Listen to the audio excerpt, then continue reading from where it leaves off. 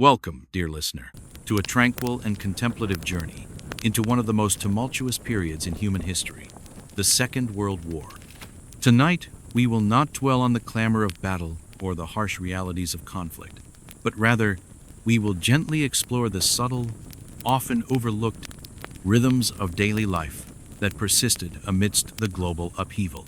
Imagine, if you will, a world in flux, where the ordinary became extraordinary, and the simple act of living took on a profound significance. This is a narrative designed to soothe your mind, to offer a quiet space for reflection, and to guide you towards a deeper, yet peaceful understanding of an era that shaped the modern world. As we embark on this exploration, allow your thoughts to drift, to envision the quiet resilience of individuals, the ingenuity born of necessity, and the enduring human spirit that found moments of solace and connection even in the darkest of times. There is no urgency here, no need for dramatic tension, only the gentle unfolding of stories meticulously woven to calm your spirit and invite a state of serene contemplation. We will explore the practicalities of existence, the simple joys found in small victories, and the formidable challenges faced by millions, all presented with a calm, measured pace, inviting you to simply observe, absorb, and allow the essence of this unique period to settle gently within you. This journey is not about the grand narratives of military strategy or the larger-than-life figures that dominate historical accounts. Instead, it is about the intimate, often overlooked stories etched into the very fabric of everyday life. It is about the ingenious solutions born of scarcity, the quiet strength found in the bonds of community, and the profound solitude that often accompanied the vastness of global conflict. We will touch upon the rationing that shaped meals, the propaganda that shaped minds, the impact on civilian populations, and the quiet acts of defiance and hope that illuminated the human spirit. Each aspect, no matter how seemingly small or mundane, contributed to the intricate and resilient tapestry of wartime existence, and each will be presented with the gentle reverence and thoughtful consideration it truly deserves. So, settle in, find a comfortable space, and let the gentle current of our narrative carry you away from the clamor of the modern world. Allow the sounds of your present surroundings to fade into the background, replaced by the imagined rustle of a ration book, the distant murmur of a radio broadcast, or the soft glow of a blackout lamp under a starlit sky. We are not here to relive the past with intensity or to glorify its hardships, but to understand it with a quiet empathy, to appreciate the enduring spirit of those who shaped this unique and pivotal chapter in human history. This is an invitation to simply be, to listen, and to allow the calm, resonant echoes of World War II to lull you into a state of deep tranquility and contemplation. Our journey begins now with the very foundations of their existence, and the profound ways in which ordinary lives were lived amidst extraordinary circumstances. In the quiet hum of daily life during World War II, one of the most pervasive and intimate realities for civilians and soldiers alike was the omnipresent system of rationing. It was a silent, yet profound, reshaping of how people ate, shopped, and even thought about food. Far from the dramatic headlines of battles, the humble ration book became a symbol of shared sacrifice, collective effort, and the quiet determination to endure. Imagine, if you will, the gentle rustle of paper as a family carefully examines their weekly allowances, each coupon a tangible link to the larger war effort, a small piece of a vast, intricate puzzle of national survival. The decision to implement widespread rationing was not born of malice or a desire to inflict hardship, but rather from a stark necessity. The war, with its insatiable demands for resources, fundamentally disrupted global supply chains and diverted vast quantities of food and raw materials towards the military effort. Shipping lanes, once bustling with trade, became perilous zones of submarine warfare, making the import of essential goods a dangerous and uncertain endeavor. Furthermore, domestic agricultural production faced challenges as manpower was drawn into the armed forces and industries shifted their focus to wartime manufacturing. The primary goals of rationing were multifaceted and deeply practical. Firstly, It aimed to ensure an equitable distribution of scarce resources, preventing hoarding and price gouging, and ensuring that everyone, regardless of wealth or social standing, received a fair share of essential foodstuffs. This fostered a sense of national unity and shared purpose, mitigating potential social unrest that could arise from perceived inequalities. Secondly, it was crucial for maintaining public health and morale. A well-fed population, even on limited rations, was a more productive and resilient population. Thirdly, by controlling consumption, governments could free up vital resources, from wheat and sugar to fats and metals, for the armed forces, ensuring that soldiers on the front lines were adequately supplied. Consider the quiet logic behind such a system. In a world where abundance was no longer guaranteed, the meticulous allocation of every ounce of sugar, every slice of bread, became an act of strategic importance. It was a testament to the idea that even the most mundane aspects of life could contribute to the larger cause, transforming the kitchen table into a silent battlefield, where victory was measured in calories saved and resources conserved. The very act of rationing, therefore, was not just about scarcity. It was about managing scarcity with fairness, foresight, and a deep understanding of the psychological and logistical demands of total war. For the average citizen, the most tangible manifestation of rationing was the ration book. These small, unassuming booklets, often issued to every man, woman, and child, contained a series of detachable coupons, each representing a specific quantity of a particular commodity. Imagine the careful cutting of these coupons, a small, almost ritualistic act performed each week, a tangible connection to the collective effort. Different countries implemented their rationing systems with varying degrees of strictness and complexity, but the underlying principle remained consistent: no coupon, no purchase. In Britain, for instance, rationing began early in the war, with bacon, butter, and sugar being among the first items to be controlled. Over time, the list expanded to include meat, tea, cheese, eggs, milk, jam, biscuits, breakfast cereals, and even sweets. Each person received a weekly allowance, often measured in ounces or grams, and shopkeepers would clip or punch the corresponding coupons from the ration book upon purchase. This system required immense administrative effort, with vast networks of civil servants, local committees, and shopkeepers working in concert to manage the flow of goods and ensure compliance. For non-rationed items, a points system was often introduced, allowing consumers a certain number of points to spend on a wider range of goods, providing a degree of flexibility. This meant that while basic necessities were strictly controlled, there was still some choice, albeit limited. The quiet discipline required to manage these coupons, to plan meals weeks in advance, and to make every morsel count, became an ingrained part of daily life. It was a constant exercise in resourcefulness, a quiet challenge to make do with less, and a testament to the adaptability of the human spirit in the face of adversity. The impact of rationing was perhaps most profoundly felt in the home kitchen.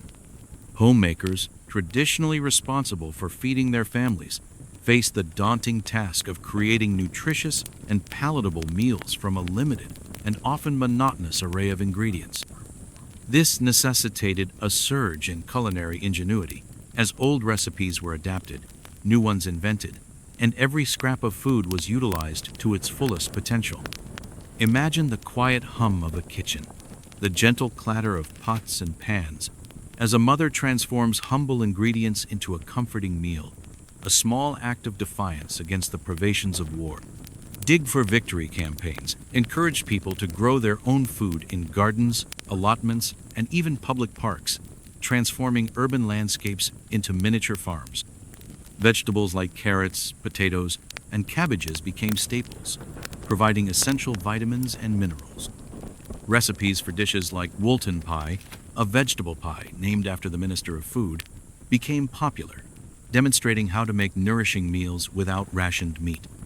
The emphasis shifted from luxury and variety to nutrition and efficiency. Food waste became almost unthinkable, with every peel, every crumb finding a purpose. Children were often involved in these efforts, helping to tend gardens, collect scraps for animal feed, and understand the importance of not wasting food. The shared experience of making do, of finding creative solutions to culinary challenges, fostered a sense of camaraderie and resilience within families. The wartime kitchen, therefore, was not just a place of sustenance. It was a laboratory of innovation, a classroom for resourcefulness, and a quiet sanctuary where the rhythms of domestic life continued, providing a sense of normalcy amidst the chaos of the world outside. While civilian rationing shaped life on the home front, soldiers on the front lines faced their own unique set of dietary challenges. Their rations had to be portable, non-perishable, and provide sufficient calories and nutrients to sustain them through arduous physical activity and extreme stress. The iconic K rations of the American forces, the German iron rations, and the basic provisions of other armies became synonymous with the soldiers' experience, often more for their monotony and lack of flavor than for their nutritional value. Imagine the quiet rustle of a ration pack being opened in a foxhole, the familiar, often unappetizing contents, a stark reminder of the distance from home. American K rations, for example, were designed to be compact, calorie-dense, and easily transportable. They typically consisted of 3 meals: breakfast, dinner, and supper, each in a small cardboard box. Contents might include canned meat, like ham and eggs, or meat and beans, biscuits, a fruit bar, instant coffee or lemonade powder, chewing gum, and cigarettes. While nutritionally adequate, they were often bland and repetitive, leading to widespread complaints and a tendency for soldiers to trade components in an attempt to alleviate the monotony. The British, on the other hand, relied heavily on their compo rations, which were designed for groups of soldiers and contained a wider variety of tinned goods, biscuits, and tea, always tea. The Germans had their Eisern portion, iron ration, a small emergency pack of hard biscuits and preserved meat, intended only for dire circumstances. Beyond these standardized rations, soldiers often supplemented their diets with whatever they could forage, trade, or receive from care packages. The black market flourished, with cigarettes often serving as a universal currency. Local populations, despite their own hardships, sometimes shared food with soldiers, creating small, fleeting moments of human connection amidst the brutality of war. The desire for fresh food, for a taste of home, was a constant yearning, a quiet ache that underscored the profound disruption of wartime life. The simple act of receiving a chocolate bar or a tin of fruit from a care package could lift spirits immeasurably, a small reminder of the world beyond the trenches and the constant struggle for survival. The impact of rationing extended far beyond the physical realm of sustenance. It deeply affected the psychological landscape of wartime societies. The constant awareness of scarcity, the meticulous planning required for every meal, and the shared experience of doing without fostered a unique collective consciousness. It was a subtle form of psychological warfare, both imposed by the enemy and self-imposed for the greater good. Imagine the quiet conversations around a kitchen table, not about what to eat, but about how to make the most of what little was available, a testament to the ingenuity and resilience of the human spirit. For civilians, rationing instilled a sense of shared purpose and sacrifice. Everyone was in it together, from the wealthiest to the poorest, all subject to the same limitations. This fostered a powerful sense of national unity, a feeling that every individual contribution, no matter how small, was vital to the war effort. Propaganda campaigns often reinforced this message, portraying rationing not as a hardship, but as a patriotic duty, a quiet act of heroism performed daily in every home. The very act of adhering to the rationing rules became a moral imperative, a way to demonstrate loyalty and commitment to the nation. However, rationing also brought its own set of anxieties and frustrations. The fear of not having enough, the constant temptation to cheat the system, and the occasional resentment towards those perceived to be getting more were all undercurrents in the daily struggle. Queues for food became a common sight, a visible manifestation of scarcity, and the quality of available goods often deteriorated. Yet, despite these challenges, the system largely held, a testament to the remarkable discipline and collective will of the populations involved. The quiet hum of discontent was often overshadowed by the louder chorus of determination and shared sacrifice, a testament to the power of collective purpose in the face of adversity. For soldiers, the monotony and often unappetizing nature of their rations could have a significant impact on morale. The desire for fresh food, for a home-cooked meal, became a powerful symbol of the life they were fighting for, a distant dream that sustained them through the hardships of combat. The occasional hot meal, prepared by field kitchens, was a rare luxury, a moment of respite that could temporarily transport them away from the grim realities of the front lines. The shared experience of complaining about the food, of trading rations, and of dreaming of post-war feasts fostered a unique camaraderie among soldiers, a bond forged in the crucible of shared privation. In essence, wartime rationing was a profound social experiment, a testament to the human capacity for adaptation, ingenuity, and collective action in the face of extreme adversity. It reshaped diets, transformed kitchens, and deeply influenced the psychological landscape of an entire generation. It was a quiet, yet powerful force that permeated every aspect of daily life, a constant reminder of the war's reach, even in the most mundane of activities. The rustle of a ration book, the careful planning of a meal, and the shared longing for a taste of normalcy all became integral parts of the quiet, enduring narrative of survival during the Second World War. Beyond the tangible realities of rationing and the physical demands of war, another, more subtle force was at play, shaping the very thoughts and emotions of populations: propaganda. It was a pervasive, often unseen current that flowed through every aspect of daily life, from radio waves and cinema screens to posters on city walls and leaflets dropped from the sky. Propaganda was the art of persuasion on a grand scale, designed to mobilize nations, demonize enemies, and sustain morale amidst the relentless pressures of total war. Imagine the quiet hum of a radio, its voice a constant companion, subtly guiding perceptions and reinforcing beliefs, a gentle whisper that could, over time, become a thunderous roar. The role of propaganda during World War II was multifaceted and absolutely critical to the war effort of all belligerent nations. It was not merely about disseminating information, it was about shaping narratives, controlling perceptions, and influencing behavior on a mass scale. The primary objectives of wartime propaganda included mobilizing public support, convincing citizens of the righteousness of their cause, the necessity of sacrifice, and the urgency of the war effort. This involved fostering patriotism, national unity, and a willingness to contribute to the war in various ways, from joining the armed forces to working in factories. Demonizing the enemy, portraying the opposing side as evil, inhuman, or a threat to civilization.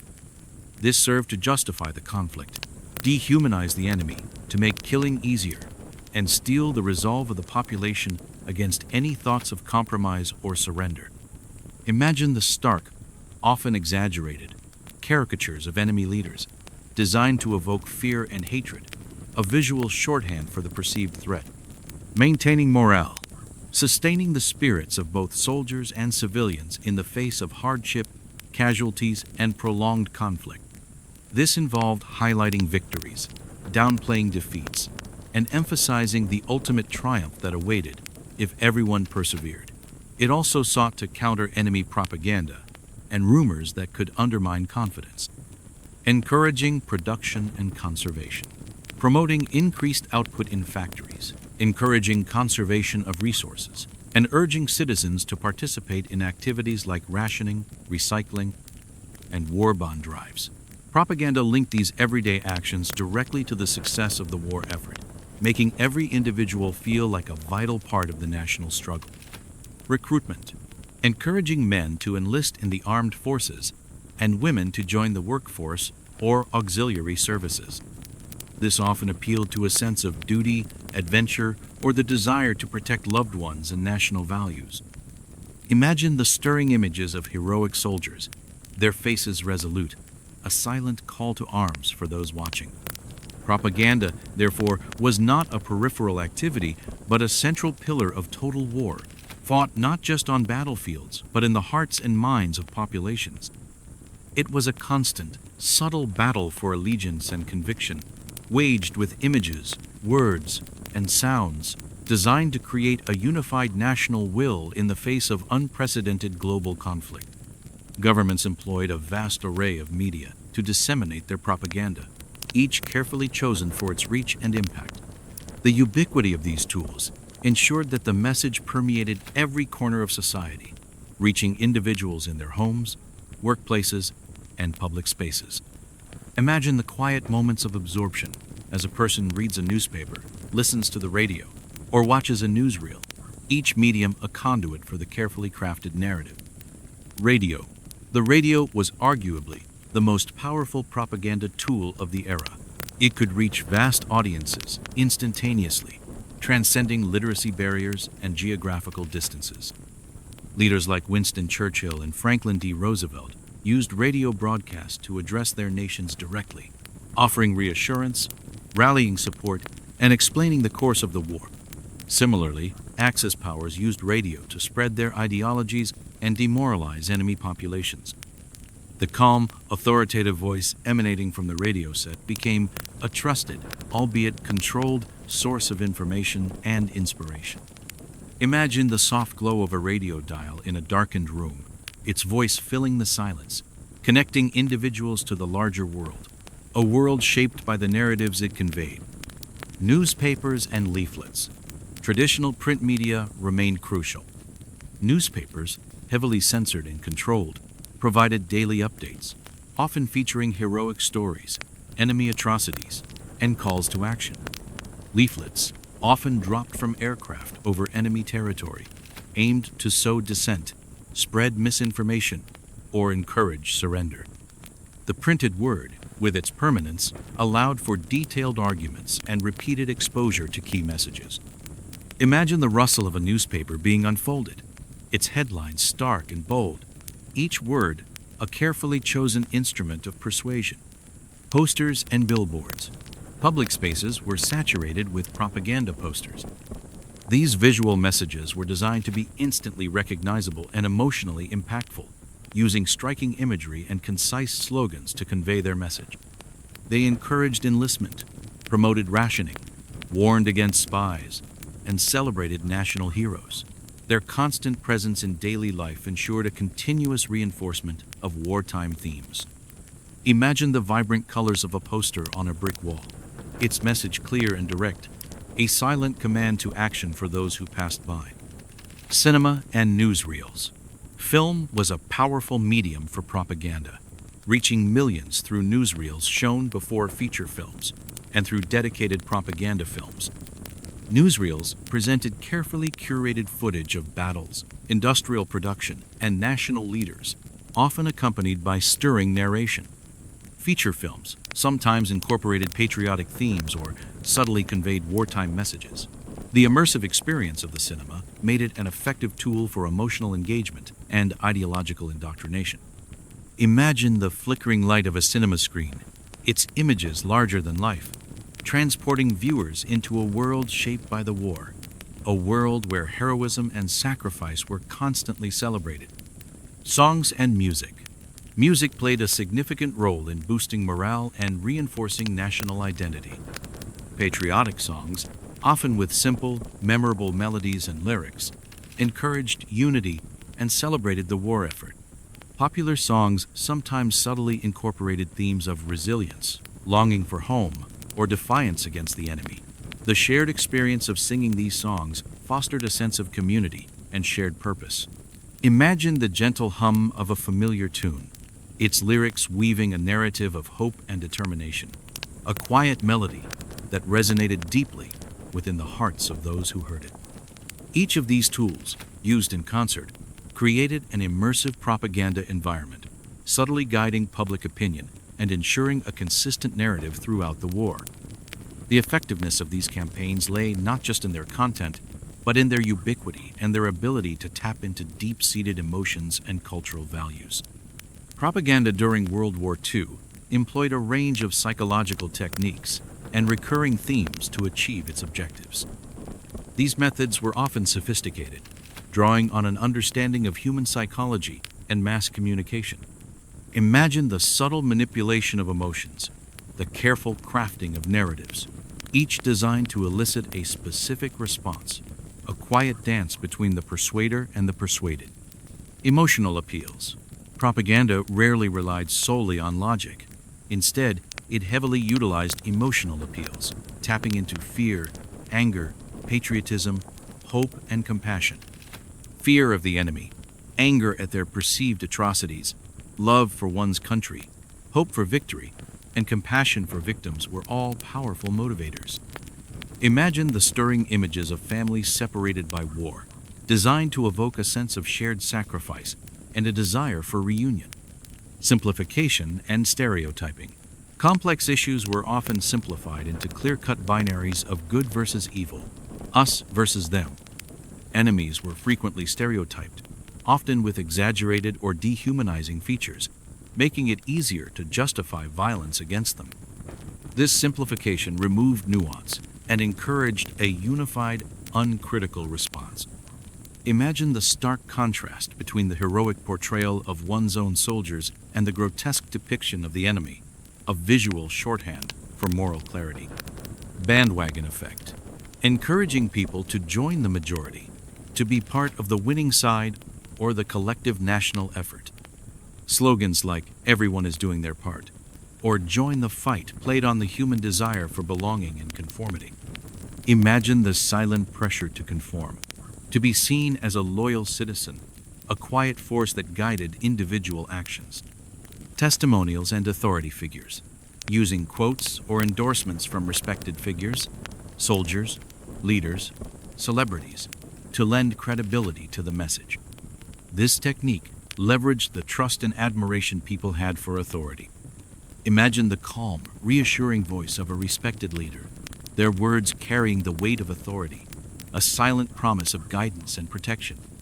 Glittering generalities, using vague, emotionally appealing words that are associated with highly valued concepts and beliefs, e.g., freedom, democracy, justice, honor, without providing specific details or supporting evidence. These words evoked positive emotions and made the message seem inherently good. Imagine the abstract ideals of liberty and justice, their power to inspire and unite, even when their precise meaning remained undefined. Transfer. Associating the message with something respected or revered, such as a national flag, a religious symbol, or a historical event. This technique aimed to transfer the positive feelings associated with the symbol to the message itself. Imagine the solemn reverence for a national monument, its enduring presence lending weight and legitimacy to the wartime narrative. Plain folks, attempting to convince the audience that the propagandist's ideas are those of the common person. This involved portraying leaders or policies as being in touch with the struggles and values of ordinary people. Imagine the humble setting of a leader's home, their simple attire, designed to convey a sense of relatability and shared experience. Name, calling, using derogatory labels or terms to discredit the enemy or opposing ideas. This technique aimed to evoke negative emotions and create a sense of contempt or disgust. Imagine the harsh, biting words used to describe the enemy, designed to strip them of their humanity and justify their destruction. Themes often revolved around sacrifice, heroism, the defense of home and family, the fight against tyranny, and the promise of a better future after victory. The narrative was always carefully controlled, presenting a simplified, often idealized version of reality that served the strategic objectives of the state. The quiet, persistent repetition of these themes across various media gradually shaped the collective consciousness, creating a shared understanding of the war and its purpose. The impact of wartime propaganda was profound and far-reaching, extending beyond the immediate conflict to reshape societies and influence future generations. It demonstrated the immense power of mass communication to mold public opinion, mobilize populations, and sustain collective action on an unprecedented scale. Imagine the quiet transformation of a nation, its citizens united by a shared narrative, their individual beliefs subtly aligned with the goals of the state. In totalitarian regimes like Nazi Germany and Imperial Japan, propaganda was an integral part of state control, used to enforce ideological conformity, suppress dissent, and justify atrocities. The meticulous orchestration of rallies, the pervasive presence of symbols, and the relentless repetition of slogans created an environment where alternative viewpoints were stifled and obedience was paramount. The quiet fear of speaking out, the subtle pressure to conform, became an ingrained part of daily life, a testament to the chilling effectiveness of total propaganda.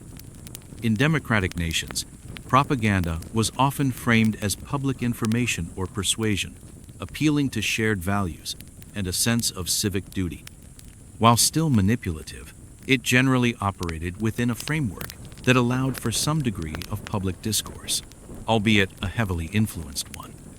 The goal was to build consensus and voluntary participation, rather than outright coercion. The quiet strength of a unified public, their actions driven by a shared understanding of purpose, became a powerful force in the war effort. The legacy of World War II propaganda continues to resonate today. It highlighted the ethical dilemmas inherent in mass persuasion and led to increased scrutiny of government communication. It also provided a blueprint for future political campaigns, advertising, and public relations, demonstrating the effectiveness of psychological techniques in influencing behavior. The quiet understanding of how narratives can be constructed, how emotions can be swayed, and how collective action can be orchestrated remains a powerful lesson from this tumultuous period. Ultimately, propaganda during World War II was a testament to the power of words and images to shape reality. It was a constant, subtle battle for the hearts and minds of millions, fought with an intensity that rivaled the conflicts on the battlefield. The whispers of persuasion, amplified by technology and driven by necessity, reshaped the world, leaving an indelible mark on the collective consciousness and a quiet reminder of the profound influence that carefully crafted narratives can wield.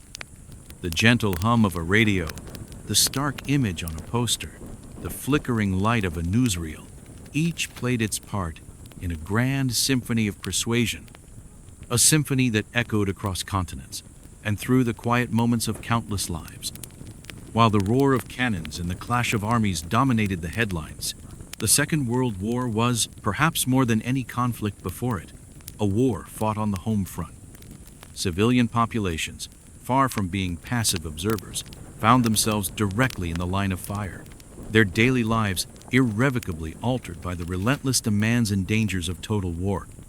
From the bustling cities to the quiet countryside, the war permeated every aspect of existence, transforming homes into shelters, workplaces into arsenals, and ordinary citizens into an integral part of the war machine.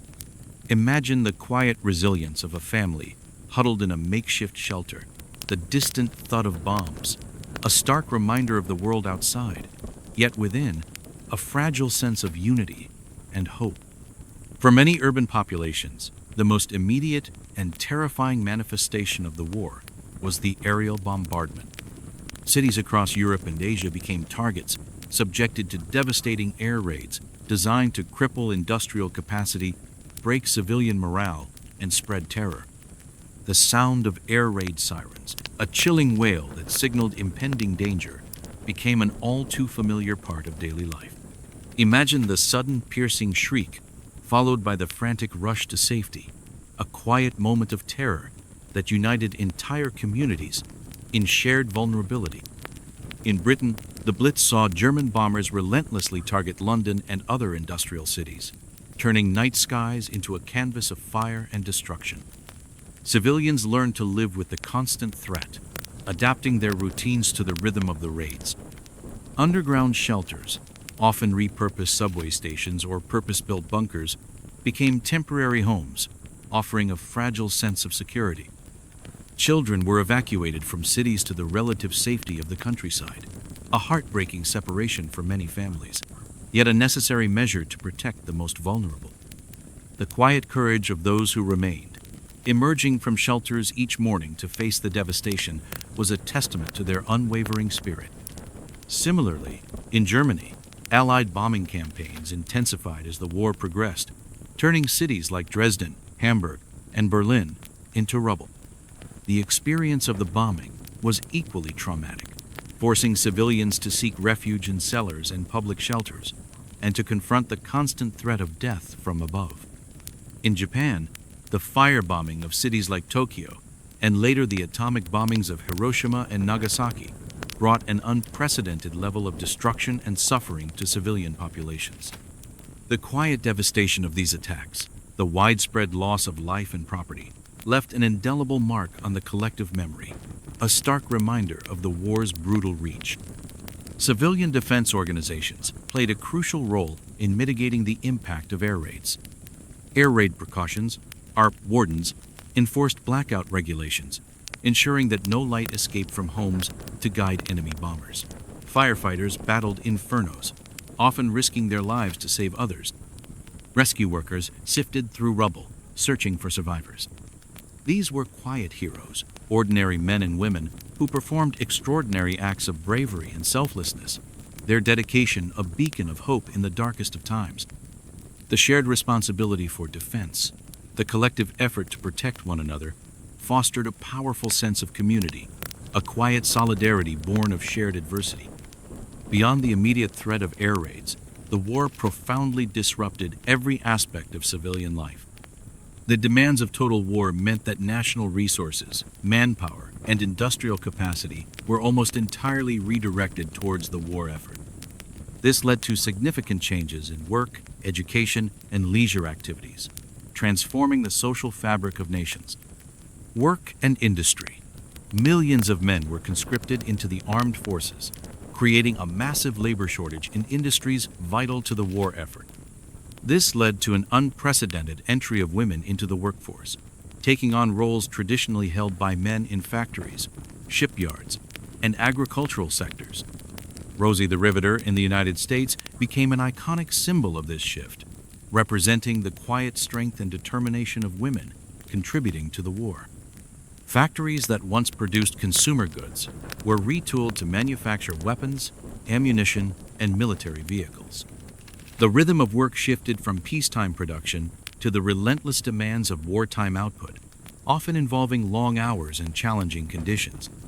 Imagine the steady hum of machinery in a factory, the quiet dedication of workers, each rivet, each component, a small contribution to the larger war effort. Education. Education systems were also impacted. Schools were often repurposed as shelters, hospitals, or administrative centers. Teachers and older students were sometimes drafted into war work or military service. Curricula were adapted to reflect wartime priorities, with an emphasis on patriotism, physical fitness, and practical skills relevant to the war effort. Despite the disruptions, efforts were made to maintain some semblance of normalcy for children, recognizing the importance of education for the future. Imagine the quiet resilience of a classroom, lessons continuing amidst the distant sounds of war, a small act of defiance against the chaos, a testament to the enduring power of knowledge. Leisure and entertainment. Leisure activities were curtailed by rationing, blackouts, and the general somber mood of wartime. Cinemas, theaters, and dance halls remained open, providing much-needed escapism and a sense of normalcy, but their content often reflected wartime themes. Sports continued, albeit with reduced schedules and fewer participants. Family life became more central, with evenings spent listening to the radio, playing board games, or engaging in quiet conversation. The simple pleasures of life took on a heightened significance, providing moments of respite and connection amidst the anxieties of war. Imagine the quiet comfort of a family gathered around a radio, its soft glow illuminating faces as they listen to a favorite program, a shared moment of peace in a turbulent world. The constant threat of air raids, the separation from loved ones, the scarcity of resources, and the pervasive uncertainty of wartime took a significant psychological toll on civilian populations. Anxiety, stress, and grief were widespread, yet often silently endured. Imagine the quiet weight of worry, the unspoken fears that lingered in the background of every thought, a constant companion in the journey through war. Anxiety and stress, the unpredictable nature of air raids, the constant news of casualties, and the daily struggle with rationing created a pervasive sense of anxiety. People lived with a heightened awareness of danger, and the future was uncertain. Sleep was often disrupted by sirens or the sound of distant explosions. Yet, amidst this stress, many found ways to cope, drawing strength from community, routine, and a sense of shared purpose. Imagine the quiet strength of a community, its members supporting one another through shared anxieties, a testament to the power of human connection. Loss and grief. The war brought immense loss, not just of life, but of homes, livelihoods, and a sense of security. Families grieved for fallen soldiers, for loved ones lost in bombings, and for the destruction of their communities. The process of mourning was often truncated by the ongoing demands of war, yet the grief lingered, a quiet ache in the hearts of millions. Memorials, both formal and informal, became important spaces for collective remembrance and healing. Imagine the quiet solemnity of a memorial, its names a silent testament to the lives lost, a poignant reminder of the war's human cost. Resilience and adaptation. Despite the immense challenges, civilian populations demonstrated remarkable resilience and adaptability. They found ways to cope with adversity, to maintain a sense of normalcy, and to support one another. The shared experience of hardship often fostered stronger community bonds and a deeper appreciation for the simple things in life. Humor, even in the darkest of times, provided a vital outlet for stress and a way to maintain perspective. The quiet determination to carry on, to rebuild, and to hope for a better future was a powerful force that sustained nations through the long years of conflict. Imagine the quiet strength of a community rebuilding, brick by brick, their determination a silent promise of a brighter tomorrow. In essence, civilian life during World War II was a testament to the human capacity for endurance, ingenuity, and resilience in the face of unprecedented global conflict. The home front was not merely a backdrop to the battles. It was an integral part of the war, where ordinary people performed extraordinary acts of courage and sacrifice. Their quiet struggles and triumphs shaping the very outcome of the conflict. The unseen front, therefore, was as vital as any battlefield, its quiet echoes resonating through the generations, a powerful reminder of the profound impact of war on the lives of ordinary people. Beyond the home front, in the crucible of combat zones across the globe, millions of soldiers lived a reality far removed from the civilian experience. Their world was one of stark contrasts, long periods of quiet boredom punctuated by moments of intense, terrifying action. It was a life stripped down to its bare essentials, where survival was the primary objective and the bonds of camaraderie were the most precious currency. To understand their experience is to look beyond the heroic narratives and into the quiet, often mundane rhythms of their daily existence. Imagine the soft, rhythmic breathing of men sleeping in a cramped dugout, the gentle clink of a mess tin, or the quiet scratching of a pen on paper as a soldier writes a letter home. These were the small, human moments that defined a life at war. The journey for every soldier began not on the battlefield, but in the rigorous and transformative environment of the training camp. Here, civilians from all walks of life, farmers, factory workers, students, and clerks, were systematically stripped of their individual identities and remolded into a cohesive fighting force. This process was both physically and psychologically demanding, designed to instill discipline, obedience, and the essential skills needed to survive in combat. Imagine the crisp morning air of a training ground, the sharp commands of a drill sergeant, and the quiet determination of a young recruit learning to march in unison, his former life a fading memory. Basic training was a whirlwind of physical conditioning, weapons handling, and tactical drills. Recruits were pushed to their physical limits, their bodies hardened by long marches, obstacle courses, and endless calisthenics. They learned the intricate mechanics of their weapons, from the simple rifle to the more complex machine gun, practicing assembly, cleaning, and firing until the actions became second nature.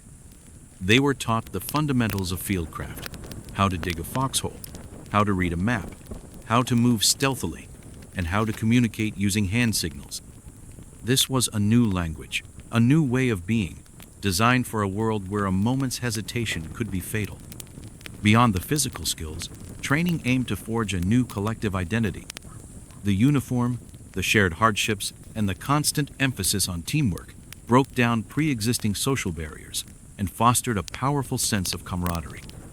Men who might never have crossed paths in civilian life became brothers in arms, their survival dependent on mutual trust and reliance. This bond, forged in the crucible of training, would become their most vital asset on the battlefield, a quiet source of strength in the face of unimaginable fear. The daily environment of a soldier varied dramatically depending on the theater of war and the nature of the conflict. For those on the Western Front in the early years, or in the static battlefields of later campaigns, life was often defined by the trench. These vast networks of ditches, though offering protection from enemy fire, were often miserable places to live. Imagine the damp, cloying mud, the constant presence of rats and lice, and the pervasive smell of decay and disinfectant. Trenches were cold, wet, and unsanitary, a breeding ground for diseases like trench foot, a painful condition caused by prolonged exposure to dampness. Life in the trenches was a cycle of routine and vigilance. Soldiers stood watch, repaired trench walls, and carried out patrols into the dangerous and desolate no man's land between the opposing lines. Sleep was often fitful and interrupted, snatched in short bursts whenever possible. The constant threat of artillery fire, sniper attacks, and gas attacks created an atmosphere of perpetual tension, a quiet hum of anxiety that rarely fully dissipated. The sound of distant shelling, the sudden crack of a rifle, or the eerie silence that sometimes descended upon the battlefield, each contributed to a heightened state of awareness, a constant readiness for the next moment of terror. For soldiers in more mobile warfare, such as the tank crews in the deserts of North Africa, or the infantry advancing through the European countryside, the environment was different but equally challenging. They faced the relentless sun, the biting cold, the dust, and the constant movement. Their homes were often their vehicles, or temporary bivouacs under the open sky. The rhythm of their lives was dictated by the advance and retreat, the logistics of supply lines, and the ever-present threat of ambush or aerial attack. Imagine the cramped confines of a tank, the smell of diesel and sweat, the constant vibration, and the quiet camaraderie of a crew whose lives depended on each other's skill and vigilance. In the Pacific Theater, soldiers contended with dense jungles, oppressive humidity, and a relentless enemy. Disease, more than direct combat, often became the primary threat. Malaria, dysentery, and various tropical illnesses decimated units, turning the lush landscape into a silent, insidious killer. The constant struggle against the elements, the unseen dangers lurking in the undergrowth, and the psychological toll of fighting in such an unforgiving environment added another layer of hardship to an already brutal conflict. Imagine the suffocating heat of the jungle, the incessant buzz of insects, and the quiet determination of men pushing through the dense foliage, each step a battle against nature itself. Regardless of the specific environment, the soldier's world was characterized by a profound sense of isolation from the civilian world, yet an intense connection to their immediate comrades. The shared experience of hardship, fear, and moments of unexpected beauty forged bonds that often lasted a lifetime. These were the quiet, unspoken understandings, the knowing glances, and the shared laughter that provided moments of respite and reinforced the human spirit in the face of overwhelming adversity. Even amidst the chaos of war, the fundamental human needs for sustenance, cleanliness, and connection persisted. These seemingly mundane aspects of daily life took on immense significance for soldiers, providing a fragile link to normalcy and a source of comfort in an otherwise brutal existence. Food, the morale booster, and the monotony. As touched upon earlier, military rations were designed for practicality and sustenance, not culinary delight. Yet, a hot meal, however simple, could could be a powerful morale booster. Field kitchens, often operating under difficult conditions, strove to provide warm food whenever possible. The arrival of a hot meal, even if it was just stew or a basic soup, was a moment of collective anticipation and a brief respite from the cold, the damp, and the constant tension. Imagine the quiet steam rising from a mess tin, the simple warmth spreading through a soldier's body, a small comfort in a world devoid of many. Beyond the official rations, soldiers often supplemented their diets through various means, scrounging for local produce, trading with civilians, when permitted, or receiving care packages from home provided welcome variety. The contents of these packages, chocolate, biscuits, tinned fruit, were often shared, reinforcing the bonds of camaraderie. The desire for fresh food, for a taste of home, was a constant yearning, a quiet ache that underscored the profound disruption of wartime life. The simple act of receiving a chocolate bar or a tin of fruit from a care package could lift spirits immeasurably, a small reminder of the world beyond the trenches and the constant struggle for survival. Hygiene, a constant battle against the elements and disease. Maintaining personal hygiene on the front lines was a perpetual challenge. Access to clean water was often limited, and opportunities for bathing were rare. Soldiers battled lice, fleas, and the pervasive dirt and grime of combat. Diseases like trench foot, dysentery, and various skin infections were rampant, often proving more deadly than enemy fire. Despite these challenges, soldiers made efforts to maintain some semblance of cleanliness, understanding that it was crucial for both physical health and morale. Imagine the quiet, methodical process of picking lice from clothing, the desperate search for a clean water source, or the simple relief of a rare opportunity to wash. A small victory against the relentless assault of the environment. Field hospitals and medical aid stations, often operating close to the front lines, provided essential care for the wounded and sick.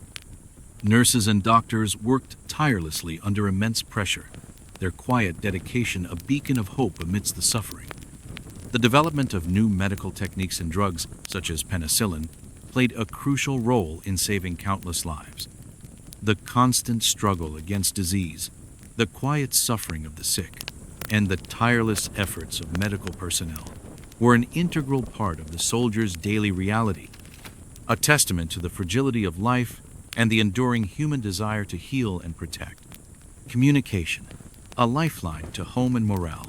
For soldiers, communication with the outside world, particularly with loved ones back home, was a vital lifeline. Letters were the primary means of connection, providing a tangible link to the familiar world they had left behind. The arrival of mail was a moment of immense anticipation, a brief escape from the harsh realities of war. Soldiers would often spend hours crafting letters, sharing censored versions of their experiences, expressing their longing for home, and offering words of reassurance to their families. Imagine the quiet scratching of a pen on paper, the careful choice of words, each sentence a bridge across vast distances, a silent conversation between loved ones.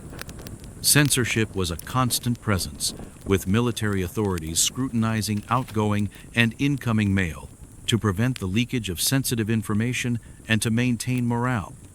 Despite this, soldiers found subtle ways to convey their true feelings, using coded language or unspoken nuances that only their families would understand. The act of writing and receiving letters was a powerful psychological anchor, providing a sense of purpose and a reminder of the life they were fighting to return to. The quiet anticipation of mail call, the gentle unfolding of a letter from home, and the silent tears shed over news from afar were all integral parts of the soldier's emotional landscape, a testament to the enduring power of human connection in the face of separation and uncertainty. Beyond personal letters, official communications and news from home played a crucial role in maintaining morale. Radio broadcasts, newspapers, and newsreels, often heavily censored and propagandized, provided soldiers with updates on the war's progress and a sense of connection to the larger national effort. The shared experience of listening to a radio broadcast or reading a newspaper together fostered a sense of collective identity and purpose, a quiet reminder that they were part of something larger than themselves. the gentle hum of a radio. Its voice, a distant echo of home, provided a fragile sense of normalcy and a brief escape from the grim realities of the front lines. The constant exposure to violence, death, and extreme stress took an immense psychological toll on soldiers, leaving many with unseen wounds that would last a lifetime. While physical injuries were often visible and immediate, the psychological impact of combat was more insidious, manifesting in various forms of trauma and mental distress. Imagine the quiet burden of memories, the lingering shadows of fear, and the silent battles fought within the mind, long after the physical conflict had ended. Combat stress reaction, shell shock. Early in the war, the psychological effects of combat were often misunderstood, sometimes dismissed as cowardice or malingering. However, as the war progressed, the widespread prevalence of what was then known as shell shock became undeniable. This condition, now understood as a form of post-traumatic stress disorder, PTSD, manifested in a variety of symptoms, including tremors, paralysis, mutism, severe anxiety, nightmares, and emotional numbness. It was a stark reminder that the human mind, like the body, had its limits in enduring the horrors of war. Imagine the quiet trembling of a hand, the vacant stare in an eye, the silent screams of a mind overwhelmed by the relentless assault of combat, a poignant testament to the fragility of the human psyche. Initially, treatment for shell shock was often punitive, with soldiers being accused of malingering or cowardice. However, as understanding grew, more compassionate approaches emerged, including rest, therapy, and a focus on returning soldiers to duty as quickly as possible. The concept of forward psychiatry developed, aiming to treat soldiers close to the front lines to prevent the symptoms from becoming chronic. Despite these efforts, many soldiers carried the invisible scars of war for the rest of their lives, struggling with nightmares, flashbacks, and a profound sense of alienation from the civilian world. The quiet battles fought within the mind, long after the physical conflict had ended, were often the most enduring and debilitating. Coping mechanisms and camaraderie. In the face of such immense psychological pressure, soldiers developed a variety of coping mechanisms. Humor, often dark and cynical, provided a vital outlet for stress and a way to process the absurdities of war.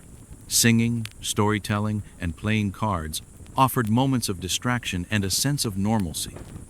The most powerful coping mechanism, however, was the bond of camaraderie.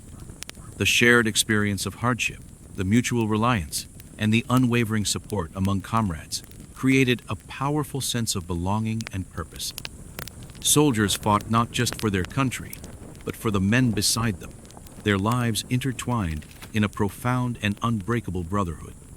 Imagine the quiet laughter shared in a dugout, the whispered stories in the dark, the silent understanding exchanged between men who had faced death together, a testament to the enduring power of human connection in the face of unimaginable adversity. The return home, a different kind of battle. For many soldiers, the return home brought a new set of challenges. The transition from the intense life or death environment of combat to the mundane routines of civilian life was often difficult. They carried the memories of war, the loss of comrades, and the psychological scars that were invisible to those who had not shared their experiences. Society, eager to move on from the war, often struggled to understand or acknowledge the profound changes that had occurred within its returning soldiers. The quiet struggle to reintegrate, to find meaning in a world that seemed to have forgotten the horrors they had witnessed, was a battle fought in silence, often alone. Veterans organizations and support networks emerged to help soldiers cope with the aftermath of war, providing a space for shared experiences and mutual support. However, the understanding of PTSD and other combat-related psychological conditions was still in its infancy, and many suffered in silence. The quiet dignity of these men and women, their unwavering spirit despite the burdens they carried, was a testament to their enduring strength and resilience. The echoes of their experiences, though often unspoken, continued to resonate through the generations, a quiet reminder of the profound and lasting impact of war on the human spirit. Behind every soldier on the front line, there was a vast and intricate logistical network, a silent army of planners, engineers, and laborers working tirelessly to ensure that troops were fed, armed, and equipped. The scale of this undertaking was unprecedented, requiring immense coordination and ingenuity to move millions of tons of supplies across continents and oceans, often under constant threat from enemy action. Imagine the quiet hum of engines in a convoy, the rhythmic clatter of trains on tracks, or the steady flow of supplies through a bustling port. These were the unseen rhythms that sustained the war effort, a testament to the power of organization and human endeavor. Supply chains and transportation. The war demanded an unparalleled expansion of transportation infrastructure. Railways, roads, and shipping lanes became vital arteries, constantly ferrying troops, equipment, ammunition, and food to the front lines. Convoys of merchant ships, often escorted by naval vessels, braved the dangers of submarine warfare to transport essential goods across the Atlantic and Pacific. The development of new vehicles, from amphibious landing craft to specialized trucks, revolutionized the speed and efficiency of supply delivery. The quiet dedication of the men and women who operated these networks, often working long hours in dangerous conditions, was crucial to the success of military operations. Imagine the endless procession of trucks on a muddy road, their headlights cutting through the darkness, each vehicle a vital link in the chain of survival. Munitions and manufacturing. The industrial capacity of nations was entirely mobilized for war production. Factories that once produced cars now built tanks, aircraft, and artillery. Women, in particular, played a crucial role in these industries, filling the void left by men who had gone to fight. The relentless demand for weapons and ammunition drove innovation and efficiency, transforming industrial landscapes and creating new production methods. The quiet roar of machinery, the rhythmic clang of metal on metal, and the pervasive smell of oil and grease became the soundtrack of wartime industry, a testament to the power of human ingenuity and collective effort. Medical supplies and evacuation. Ensuring the health and well-being of soldiers was a critical logistical challenge. Vast quantities of medical supplies, from bandages and antiseptics to blood plasma and new drugs like penicillin, had to be produced and transported to field hospitals and aid stations. The evacuation of wounded soldiers from the front lines to rear hospitals, often involving complex systems of ambulances, trains, and hospital ships, was a meticulously planned operation. The quiet dedication of medical personnel, their tireless efforts to save lives and alleviate suffering, was a beacon of hope amidst the brutality of war. Imagine the gentle care of a nurse tending to a wounded soldier, the quiet efficiency of a medical team, each action a testament to the enduring human desire to heal and protect. Fuel and resources. The war was a voracious consumer of natural resources, particularly oil, coal, and various metals. Securing access to these resources and transporting them to industrial centers became a strategic imperative. Naval blockades and submarine warfare were often aimed at disrupting enemy supply lines, highlighting the critical importance of these raw materials. The quiet hum of oil refineries, the rhythmic extraction of coal from mines, and the constant search for new sources of raw materials were all integral parts of the global war effort, a testament to the interconnectedness of economies and the insatiable demands of modern warfare. In essence, the logistics of World War II were a silent, yet monumental, achievement, a testament to the organizational capacity and industrial might of the warring nations. It was a constant, intricate dance between supply and demand, innovation and necessity, fought not with bullets and bombs, but with meticulous planning, tireless effort, and an unwavering commitment to supporting the men and women on the front lines. The quiet efficiency of these networks, often overlooked in the grand narratives of battle, was as crucial to victory as any heroic charge or strategic maneuver. The gentle flow of supplies, the rhythmic pulse of industry, and the silent dedication of countless individuals all contributed to the colossal undertaking that was the Second World War. To truly understand the quiet echoes of World War II, we must first gently retrace our steps to the period preceding the conflict, to the subtle shifts in the global landscape that ultimately led to the cataclysm. The war did not erupt spontaneously. It was the culmination of simmering resentments, unaddressed grievances, and the rise of aggressive ideologies that sought to reshape the world order. Imagine the quiet tension building, like a storm gathering on the horizon, each distant rumble a harbinger of the tempest to come. This was a time of uneasy peace, where the lessons of the past seemed to fade, and the seeds of future conflict were sown with a quiet, yet relentless determination. The First World War, often referred to as the Great War, or the War to End All Wars, left an indelible mark on the global psyche. Its conclusion, marked by the Treaty of Versailles in 1919, was intended to establish a lasting peace, but in many ways, it inadvertently laid the groundwork for future conflict. The terms imposed on Germany were particularly harsh, leading to widespread resentment and a sense of national humiliation. Imagine the quiet bitterness simmering beneath the surface of a defeated nation, its people struggling with economic hardship and a profound sense of injustice. Germany was forced to accept sole responsibility for the war, pay crippling reparations, cede significant territories, and drastically reduce its military. While intended to prevent future aggression, these punitive measures instead fueled a deep-seated desire for revision and revenge. The Weimar Republic, Germany's fragile democratic government, struggled to cope with the economic and political instability, making it vulnerable to extremist ideologies that promised a return to national greatness.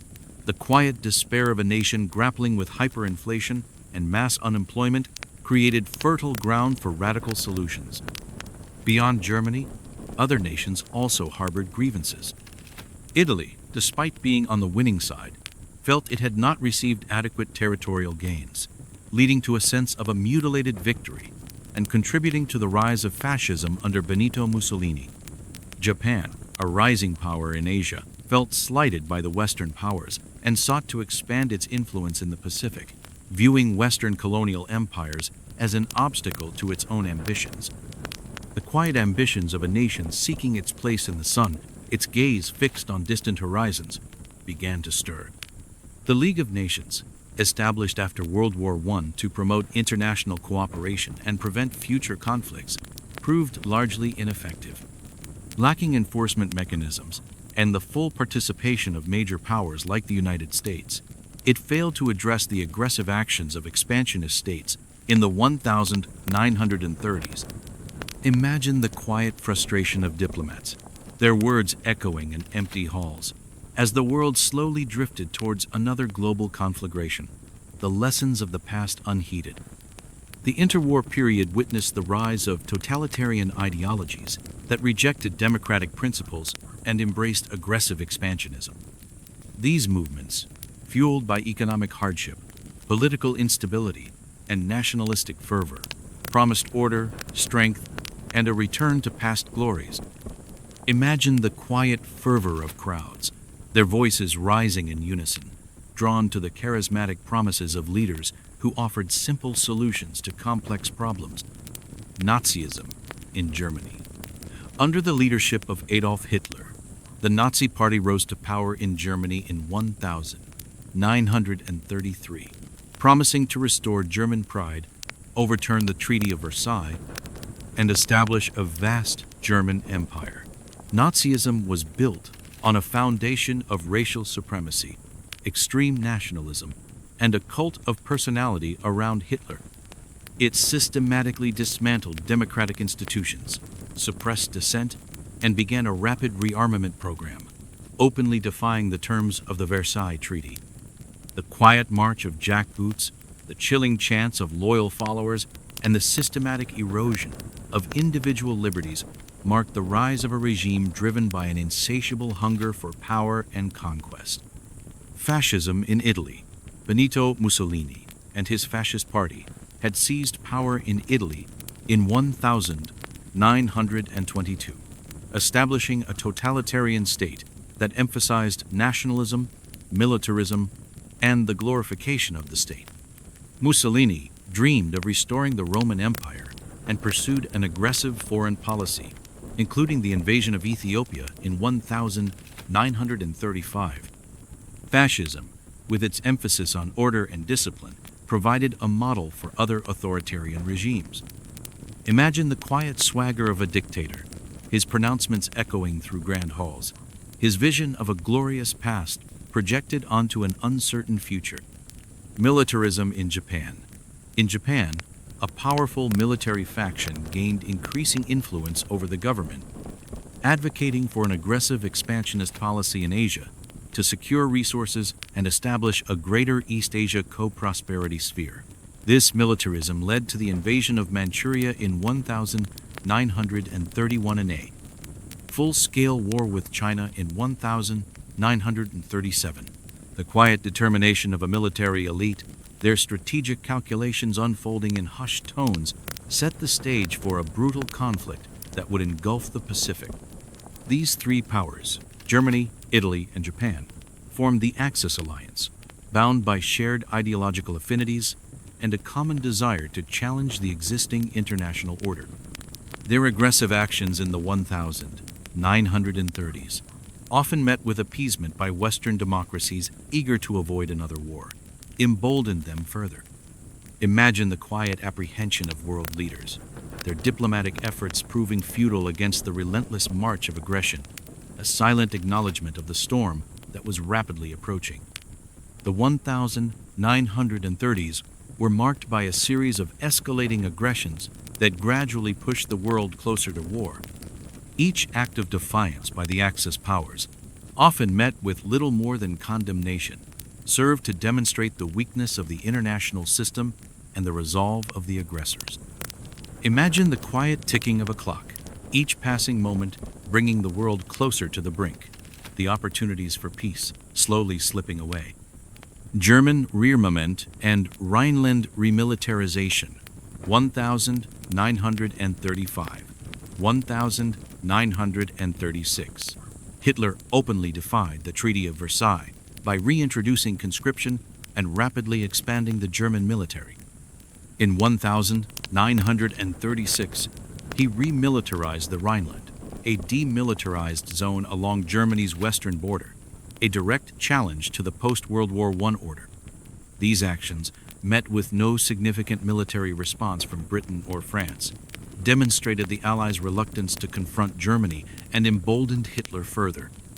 The quiet defiance of a nation rebuilding its military might, its actions a clear signal of its aggressive intentions, went largely unchallenged. The Spanish Civil War, 1936, 1939. This brutal conflict served as a testing ground for new military technologies and tactics, and a proxy war between the ideological forces that would soon clash on a global scale. Germany and Italy supported the nationalist forces of General Francisco Franco, while the Soviet Union supported the Republican government. The Western democracies largely remained neutral, adhering to a policy of non-intervention. The quiet suffering of a nation torn apart by civil war, its people caught between warring ideologies, offered a grim preview of the wider conflict to come. Anschluss and the Sudetenland, 1938. In March 1938, Germany annexed Austria, the Anschluss, a violation of the Treaty of Versailles. Later that year, Hitler demanded the annexation of the Sudetenland, a region of Czechoslovakia with a significant German-speaking population.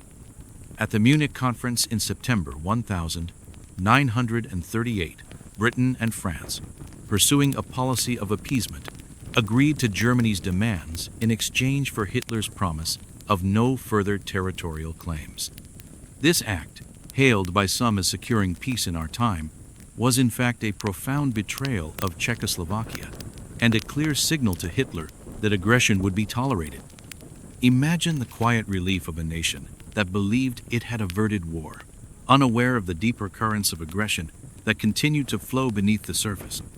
The invasion of Czechoslovakia and the Molotov-Ribbentrop Pact, 1939, Despite his promises at Munich, Hitler invaded the rest of Czechoslovakia in March 1939. This blatant act of aggression finally convinced Britain and France that appeasement had failed. They issued guarantees to Poland, promising to defend its independence. In August 1939, Germany and the Soviet Union signed the Molotov-Ribbentrop Pact, a non-aggression treaty that secretly divided Eastern Europe into spheres of influence, paving the way for Germany's invasion of Poland without fear of Soviet intervention. Imagine the quiet shock of a world realizing the true extent of the betrayal, the last hopes for peace dissolving into the grim reality of impending conflict. On September 1939, Germany invaded Poland, unleashing its new Blitzkrieg, lightning war, tactics. 2 days later, Britain and France, honoring their guarantee to Poland, declared war on Germany. The Second World War had begun. The quiet tension that had simmered for years finally erupted into a global conflagration, its echoes reverberating across continents and through the lives of millions. The world, once again, was plunged into the crucible of total war, its future uncertain, its people facing a challenge of unprecedented scale and brutality. The quiet dawn of a new era of conflict had arrived, its shadows stretching across the globe, forever altering the course of human history. As the declaration of war echoed across Europe, the initial phase of the Second World War unfolded with a speed and ferocity that stunned the world. Germany, having perfected its Blitzkrieg tactics, swept through its neighbors with devastating efficiency, while the Allied powers struggled to adapt to this new form of warfare. Imagine the quiet apprehension of nations, watching as the map of Europe was redrawn with alarming speed, each conquest a further step into the abyss of global conflict. This was a period of rapid change, of strategic innovation, and of the grim realization that the world was facing a war unlike any it had seen before. The invasion of Poland on September 1939, marked the official beginning of the war and the debut of the Blitzkrieg. This revolutionary military doctrine, meaning lightning war, combined rapid, coordinated attacks by tanks, motorized infantry, and close air support to overwhelm enemy defenses and bypass static lines. The goal was to achieve a swift, decisive victory, preventing the enemy from mobilizing its full strength. Poland, despite its valiant resistance, was quickly overrun, partitioned between Germany and the Soviet Union in accordance with the secret protocols of the Molotov-Ribbentrop Pact. Imagine the quiet roar of engines, the distant thud of bombs, and the swift, relentless advance of an unstoppable force, leaving behind a trail of bewildered silence. Following the conquest of Poland, a period known as the Phony War, or Sitzkrieg, sitting war, settled over Western Europe. For several months, there was little direct military engagement between the Western Allies and Germany, leading to a false sense of security. However, this lull was merely a prelude to the storm. In April 1940, Germany launched surprise invasions of Denmark and Norway, securing vital naval bases and access to Swedish iron ore. These operations, though less dramatic than the Polish campaign, demonstrated Germany's willingness to extend its reach and its mastery of combined arms operations. Imagine the quiet chill of the Scandinavian air, the sudden appearance of an unexpected adversary, and the swift, decisive actions that reshaped the strategic landscape. Then, in May 1940, the full might of the Blitzkrieg was unleashed upon Western Europe. Germany invaded France, Belgium, the Netherlands, and Luxembourg, bypassing the heavily fortified Maginot Line by attacking through the Ardennes forest, a region previously considered impassable for tanks. The speed and unexpected direction of the German advance caught the Allied forces completely off guard. The British Expeditionary Force, BEF, and large parts of the French army were encircled at Dunkirk, leading to a miraculous evacuation of over 330 Allied soldiers across the English Channel. This desperate, yet successful rescue operation, carried out by a flotilla of naval vessels and civilian boats, became a symbol of British resilience and defiance. Imagine the quiet determination of thousands of men waiting on a beach, their hopes pinned on the distant site of rescue, a testament to the enduring human will to survive. France, demoralized and outmaneuvered, fell in June 1940, signing an armistice that divided the country into an occupied zone and a collaborationist Vichy regime. The fall of France, a major European power, sent shockwaves across the globe, leaving Britain to stand alone against the seemingly invincible German war machine. The quiet despair of a nation defeated, its proud history momentarily overshadowed by the swiftness of its collapse, marked a somber turning point in the war. With France subdued, Hitler turned his attention to Britain, planning an invasion codenamed Operation Sea Lion. However, before any amphibious landing could be attempted, Germany needed to achieve air superiority over the English Channel and the British Isles. This led to the Battle of Britain, a prolonged aerial campaign fought primarily between the German Luftwaffe and the British Royal Air Force, RAF, from July to October 1940. Imagine the quiet hum of aircraft engines high above, the contrails tracing ephemeral lines across the sky, each dogfight a desperate struggle for control of the very air itself. The Battle of Britain was unique in that it was fought almost entirely in the air, with the fate of a nation hanging on the skill and courage of its fighter pilots. The RAF, though outnumbered, benefited from superior radar technology, a sophisticated ground control system, and the home advantage, allowing them to intercept German bombers and fighters more effectively. The German strategy initially focused on destroying RAF airfields and infrastructure, but later shifted to bombing British cities, particularly London, in an attempt to break civilian morale. The nightly raids, known as the Blitz, brought terror and destruction to urban centers, but failed to achieve their objective of breaking the British spirit. Imagine the quiet resolve of civilians enduring nightly bombings, their determination a silent defiance against the terror from above. The RAF, with its Spitfire and Hurricane fighter planes, inflicted heavy losses on the Luftwaffe, eventually forcing Hitler to postpone and ultimately cancel Operation Sea Lion. The Battle of Britain was a pivotal moment in the war, marking the first major defeat for Nazi Germany and demonstrating that the Blitzkrieg was not invincible. It was a quiet victory, won not on the ground but in the skies, a testament to the courage of a few and the resilience of a nation. The quiet pride of a people who had stood firm against overwhelming odds, their spirit unbroken, became a beacon of hope for the free world. Despite the failure to subdue Britain, Hitler, driven by his ideological hatred of communism and his desire for Lebensraum, living space, in the East, turned his attention to the Soviet Union. On June 22, 1941, Germany launched Operation Barbarossa, a massive invasion of the Soviet Union, violating the Molotov-Ribbentrop Pact. This was the largest land invasion in history, involving millions of soldiers and vast quantities of equipment, and it opened the brutal Eastern Front, a theater of war characterized by unprecedented scale, ideological ferocity, and immense human suffering. Imagine the quiet vastness of the Eastern European plains, the relentless advance of an invading army, and the grim determination of a nation fighting for its very existence. The initial German advance was stunningly successful, with the Wehrmacht sweeping deep into Soviet territory, encircling and destroying vast numbers of Soviet forces. However, the sheer size of the Soviet Union, the harshness of the Russian winter, and the fierce resistance of the Red Army gradually began to take their toll. The German advance stalled outside Moscow in late 1941, marking a critical turning point. The war on the Eastern Front was a war of attrition, fought with a brutality that shocked even the hardened veterans of the Western Front. Civilian populations were subjected to unimaginable atrocities, and the conflict became a struggle for survival on an existential scale.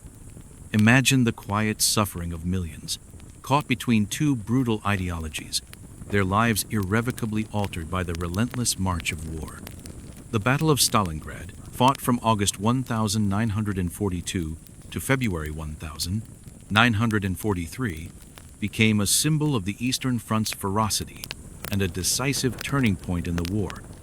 The battle, fought street by street, house by house, resulted in catastrophic losses for both sides, but ultimately ended in a crushing defeat for the German Sixth Army. Stalingrad marked the beginning of the Soviet counteroffensive and the slow, grinding retreat of the German forces from the east.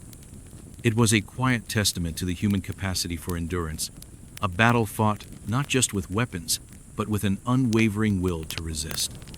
Imagine the quiet desolation of a city reduced to rubble, its ruins a silent monument to the immense human cost of total war.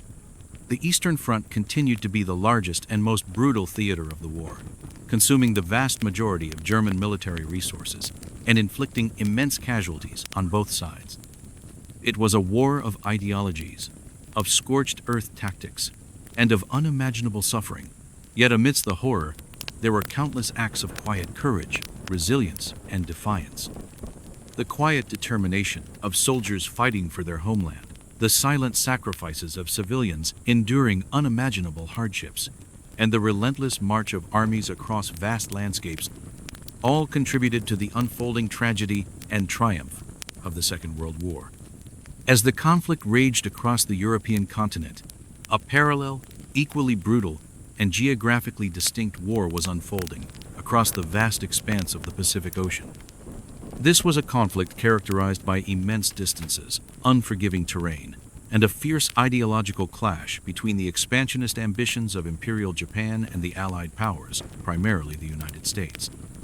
Imagine the quiet vastness of the ocean, broken only by the distant hum of aircraft engines, or the rhythmic lapping of waves against a remote island shore, each a silent witness to a struggle of unprecedented scale and ferocity.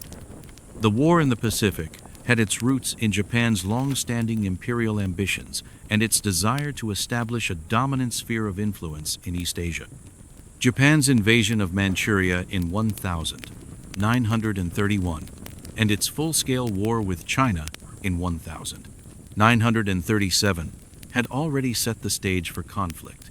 However, it was the surprise attack on the U.S. naval base at Pearl Harbor, Hawaii, on December 7, 1941, that irrevocably drew the United States into the global conflict. Imagine the quiet Sunday morning, the gentle sounds of a peaceful harbor, suddenly shattered by the roar of dive bombers and the explosion of torpedoes, a moment that would forever alter the course of history. The attack, executed by the Imperial Japanese Navy, aimed to cripple the U.S. Pacific Fleet, thereby buying Japan time to consolidate its conquests in Southeast Asia and the Pacific.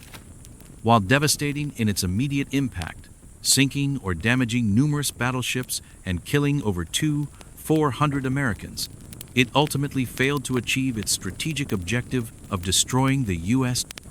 aircraft carriers, which were out at sea.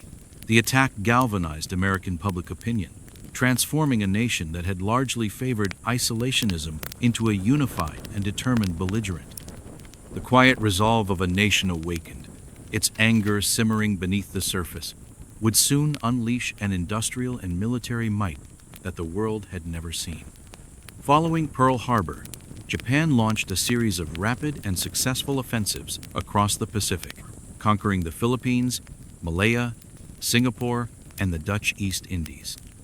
These early victories established Japan as a formidable power, seemingly unstoppable in its expansion. The quiet despair of colonial powers, watching their empires crumble with alarming speed, marked a period of profound uncertainty and fear across the region. The tide of the war in the Pacific began to turn with the Battle of Midway, fought in June 1942.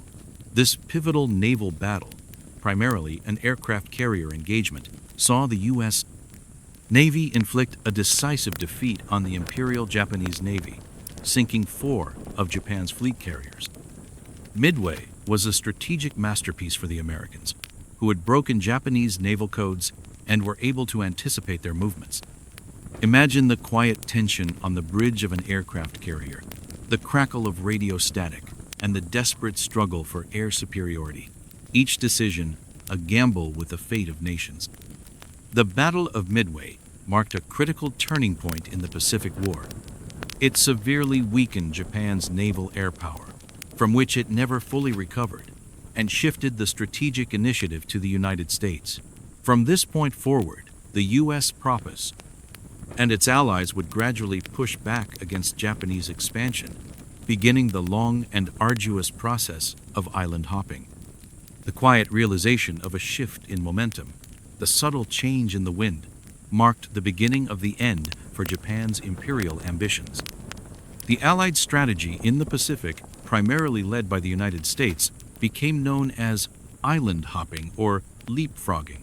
Instead of attempting to capture every Japanese-held island, the Allies selectively bypassed heavily fortified strongholds, isolating them and cutting off their supply lines, while seizing strategically important islands that could serve as air bases or staging points for further advances.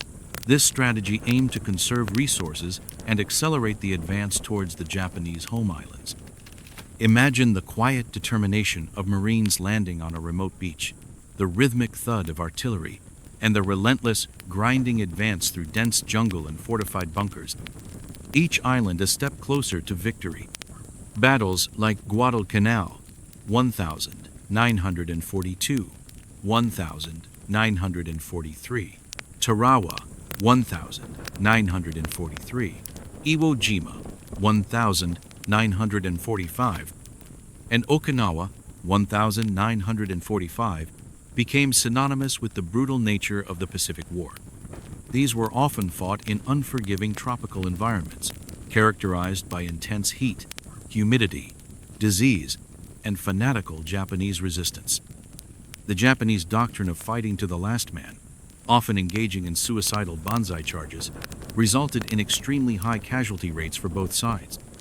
The quiet suffering of men fighting in such conditions, the constant threat of unseen enemies, and the profound psychological toll of such brutal combat left an indelible mark on those who endured it. Naval battles, often involving massive fleets of aircraft carriers, battleships, and destroyers, were also a crucial component of the Pacific War. The Battle of Leyte Gulf, 1944, the largest naval battle in history, saw the near destruction of the Japanese fleet and further cemented Allied naval supremacy. The quiet vastness of the ocean, transformed into a battlefield of steel and fire, bore witness to the immense scale of naval warfare, each ship a floating fortress, each engagement a desperate struggle for control of the seas. Air power played an increasingly vital role, with long-range bombers like the B-29 Superfortress conducting devastating bombing raids on Japanese cities, targeting industrial centers and civilian populations. The quiet hum of bomber engines high above, the distant glow of burning cities, and the relentless pressure from the skies brought the war ever closer to the Japanese homeland, a silent promise of the destruction to come. The Pacific War, like its European counterpart, exacted an immense human cost. Millions of soldiers and civilians perished, and countless lives were irrevocably altered. The unique challenges of the Pacific theater, the extreme climate, the isolated nature of island warfare, and the cultural differences that often fueled intense animosity, contributed to a particularly brutal and unforgiving conflict. Imagine the quiet courage of men facing overwhelming odds, the silent sacrifices made in the name of duty, and the enduring human spirit that found moments of resilience and hope amidst the widespread devastation. For the Japanese, the war was fought with a fierce determination, fueled by a deeply ingrained sense of national honor and loyalty to the emperor. The concept of Bushido, the warrior's code, was often invoked to encourage suicidal resistance, leading to tragic outcomes for both combatants and civilians. The quiet suffering of a nation pushed to its limits, its people enduring unimaginable hardships, was a testament to their unwavering resolve, even in the face of overwhelming defeat. For the Allied forces, particularly the Americans, the Pacific War was a grueling test of endurance and resolve. The island-hopping campaign, with its series of bloody assaults on heavily fortified positions, pushed soldiers to their physical and psychological limits. Yet, amidst the brutality, there were countless acts of quiet heroism, selflessness, and camaraderie, as men relied on each other for survival and found strength in their shared purpose. The quiet bonds forged in the crucible of combat, the unspoken understandings between comrades, and the shared dreams of a return to normalcy became the anchors that sustained them through the long years of war. In essence, the Pacific War was a conflict of immense scale and profound human drama, fought across vast oceans and remote islands. It was a war that reshaped the geopolitical landscape of Asia, brought about the rise of new global powers, and left an indelible mark on the collective memory of humanity. The quiet echoes of its battles, the silent sacrifices of its participants, and the enduring resilience of those who endured its horrors continue to resonate through the generations, a powerful reminder of the profound impact of war on the lives of ordinary people and the course of human history. As the war raged on, the initial successes of the Axis powers gradually gave way to the relentless pressure of the Allied counteroffensives. From the deserts of North Africa to the beaches of Normandy and the rugged mountains of Italy, the Allied forces, united in their determination to defeat the Axis, began to reclaim lost ground and push towards the heart of Nazi Germany. Imagine the quiet resolve of soldiers, their steps firm and unwavering, as they advanced through unfamiliar landscapes. Each mile gained a testament to their unwavering spirit and the growing might of the Allied war machine. This was a period of strategic coordination, immense logistical challenges, and the grim, grinding work of liberation. While the Eastern Front consumed the vast majority of German resources, the Western Allies sought to open a second front in Europe, aiming to strike at what Winston Churchill famously called the soft underbelly of the Axis. The first major Allied offensive began in North Africa with Operation Torch in November 1942, a joint Anglo-American invasion of French North Africa. This campaign aimed to clear Axis forces from the region, secure vital shipping lanes in the Mediterranean, and prepare for an invasion of southern Europe. Imagine the quiet vastness of the desert, the distant rumble of tanks, and the relentless sun beating down on soldiers fighting in an alien landscape. After fierce fighting, including the Battle of El Alamein, where the British 8th Army decisively defeated Rommel's Afrika Korps, and the subsequent link-up with American forces, the Axis presence in North Africa was eliminated by May 1943. This victory provided valuable combat experience for American troops, demonstrated the effectiveness of Allied cooperation, and opened the way for the invasion of Italy. The quiet triumph of a strategic victory, achieved through careful planning and determined execution, marked a significant turning point in the Mediterranean theater. In July 1943, the Allies launched Operation Husky, the invasion of Sicily, followed by the invasion of mainland Italy in September. The Italian campaign was a long and arduous struggle, characterized by difficult mountainous terrain, determined German resistance, and a series of brutal battles. Despite the overthrow of Mussolini and Italy's surrender in September 1943, German forces quickly occupied the country, establishing the Gothic Line and fighting fiercely to defend every inch of ground. Imagine the quiet struggle of soldiers climbing steep hills, the constant threat of ambushes, and the grim determination to push forward, inch by painful inch. Battles like Monte Cassino, Anzio, and the Gustav Line became synonymous with the brutal nature of the Italian campaign. Allied forces, composed of diverse nationalities, faced immense casualties but slowly pushed northward. The campaign tied down significant German divisions that could have been used on other fronts, but it also proved to be a costly and protracted affair. The quiet suffering of men fighting in such conditions, the constant threat of unseen enemies, and the profound psychological toll of such brutal combat left an indelible mark on those who endured it. The liberation of Rome in June 1944 though overshadowed by events in Normandy, was a symbolic victory, marking the first Axis capital to fall to the Allies. The most ambitious and pivotal Allied offensive in the European theater was Operation Overlord, the day landings on June 6, 1944. This massive amphibious invasion of Normandy, France, was the culmination of years of planning, training, and logistical preparation, designed to open a long-awaited second front against Nazi Germany in Western Europe. Imagine the quiet tension in the hours before dawn, the vast armada of ships stretching to the horizon, and the silent prayers of thousands of young men preparing to face the unknown, their lives poised on the brink of history.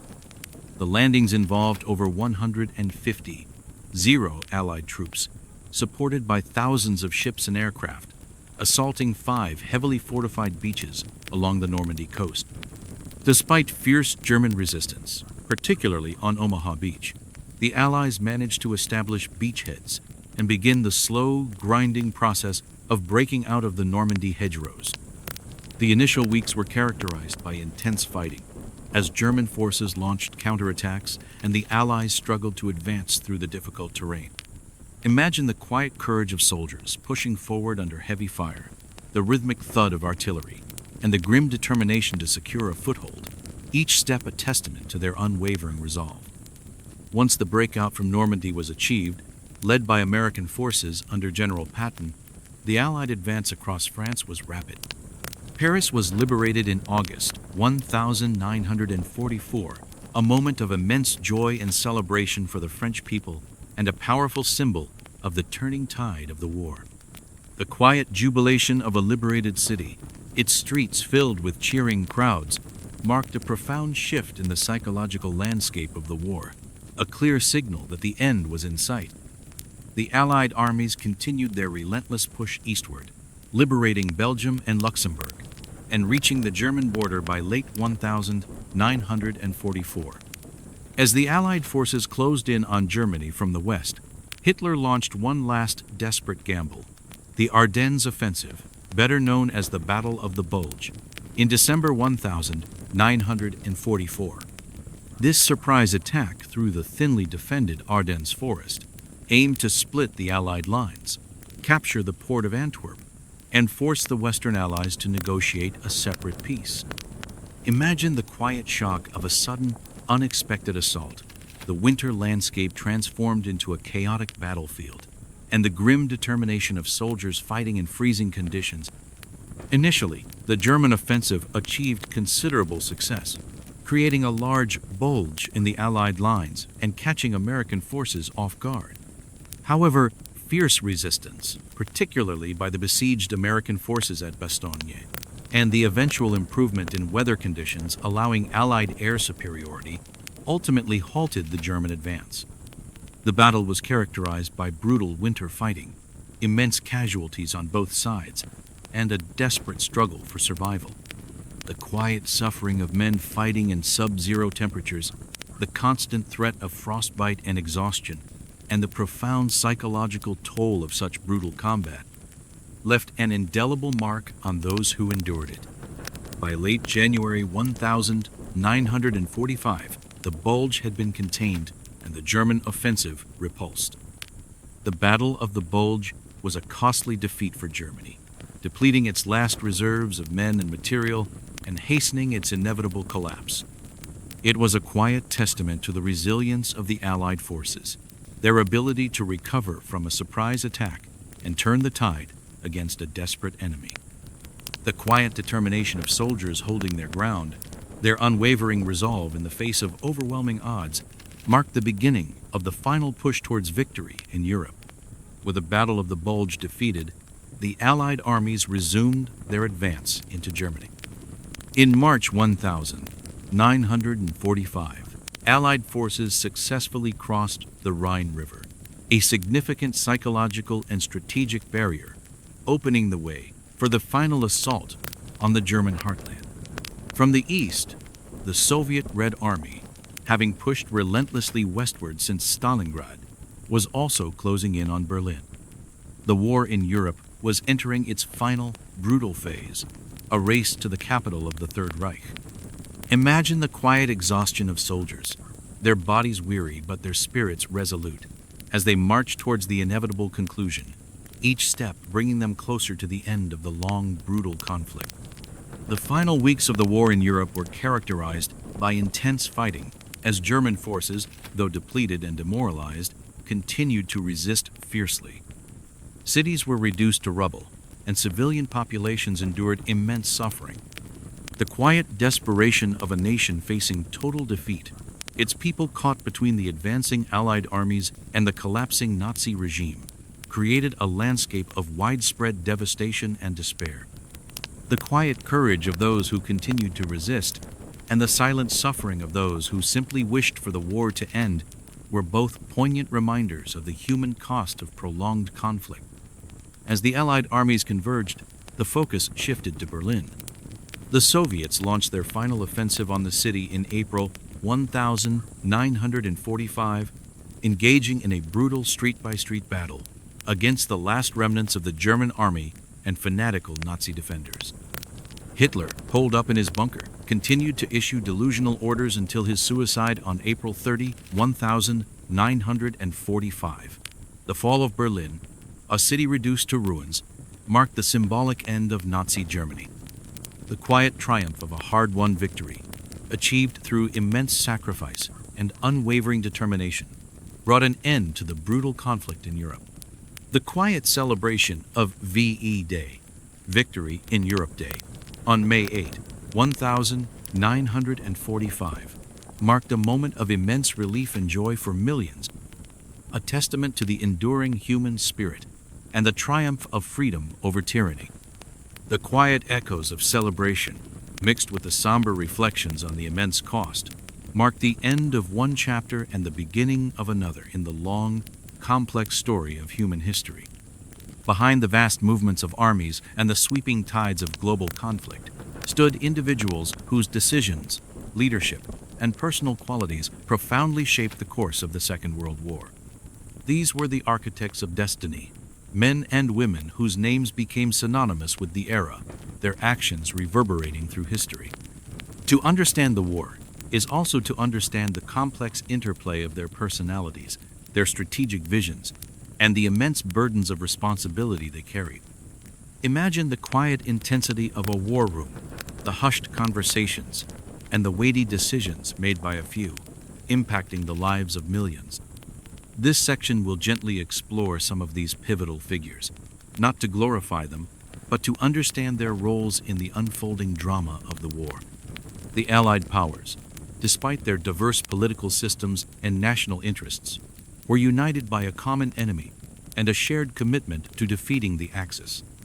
Their leaders, each with their unique strengths and challenges, forged a powerful coalition that ultimately triumphed. Winston Churchill, United Kingdom. A towering figure of wartime leadership, Churchill became Prime Minister of the United Kingdom in May 1940, just as Germany was invading France. His defiant speeches, delivered with powerful rhetoric and unwavering resolve, rallied the British people during their darkest hour, particularly during the Battle of Britain and the Blitz. Churchill was a master orator, capable of inspiring courage and resilience in the face of overwhelming odds. His vision of a free Europe and his close relationship with Franklin D. Roosevelt were crucial to maintaining Allied unity.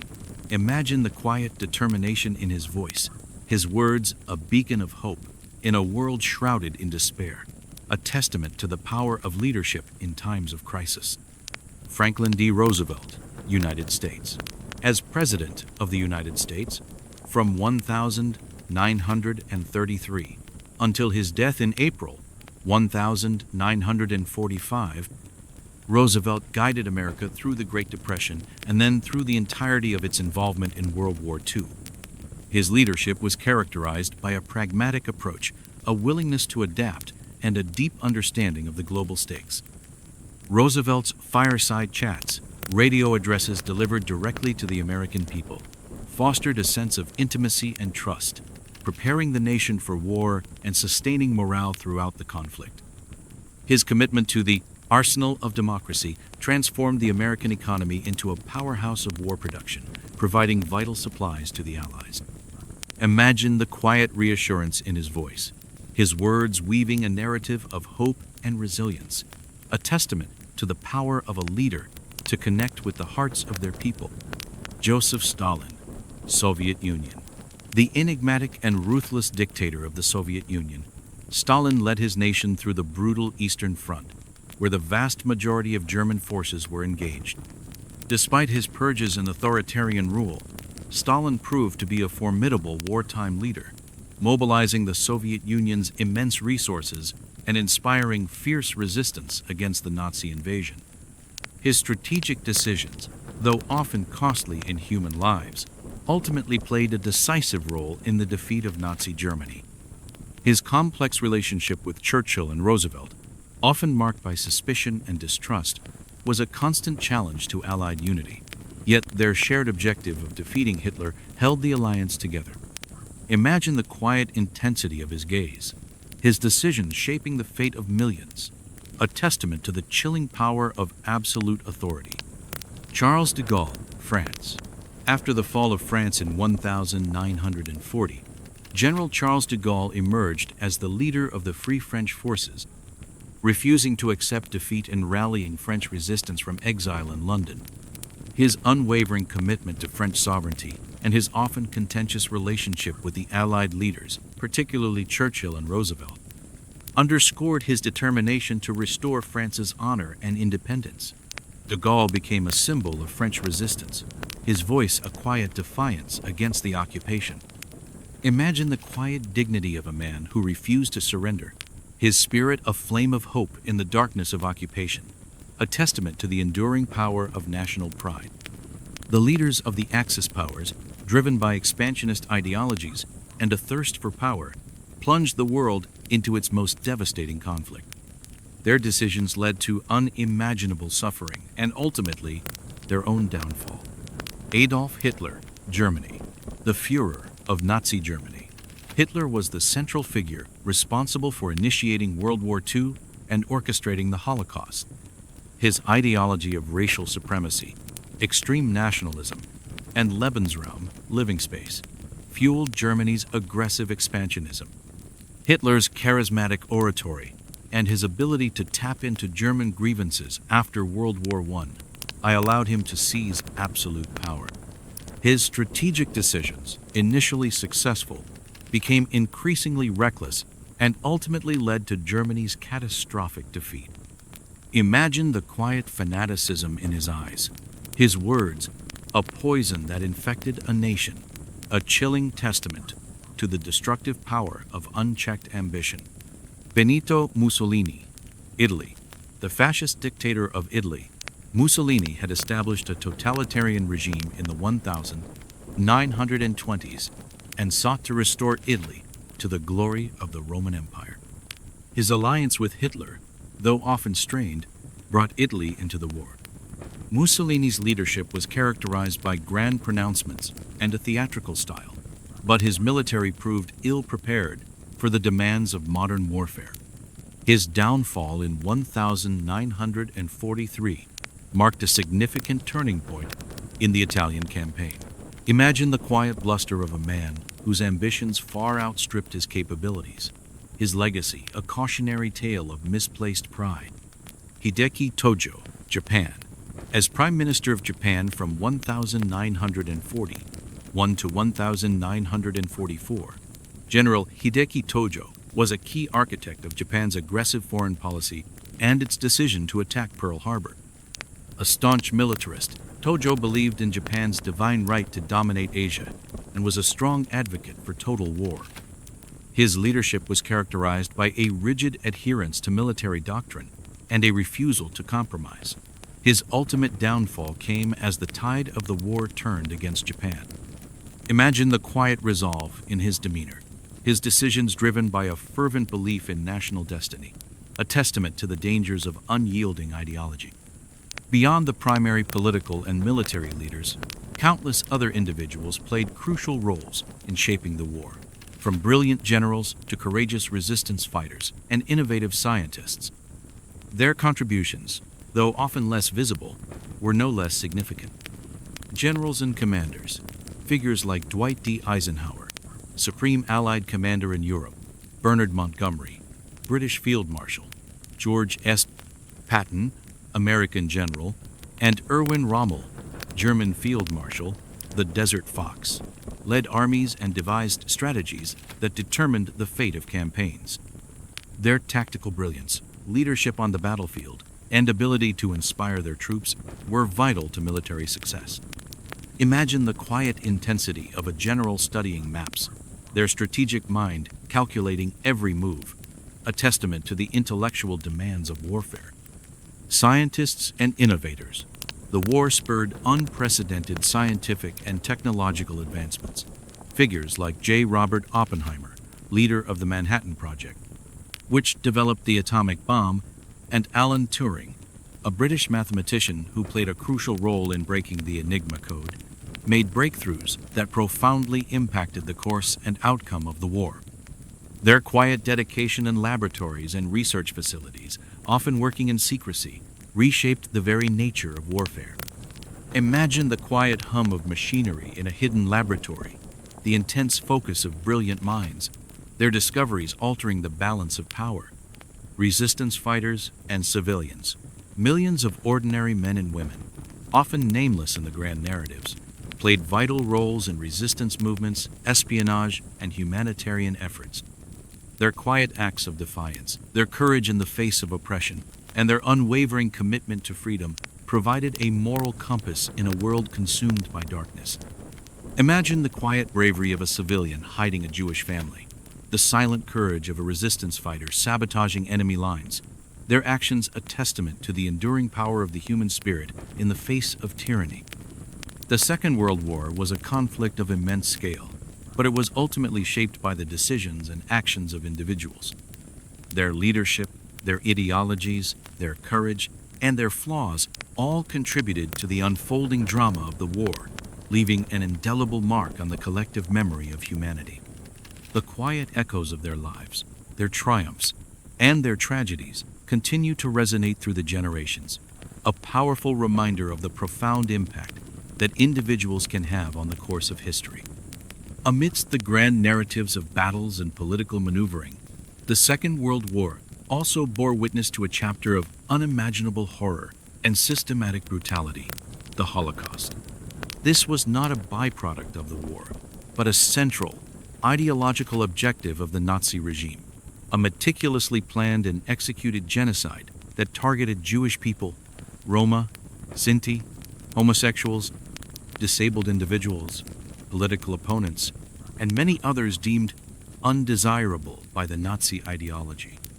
Imagine the quiet terror that descended upon communities, the chilling efficiency of a system designed for mass murder, and the profound silence that followed the eradication of millions of lives.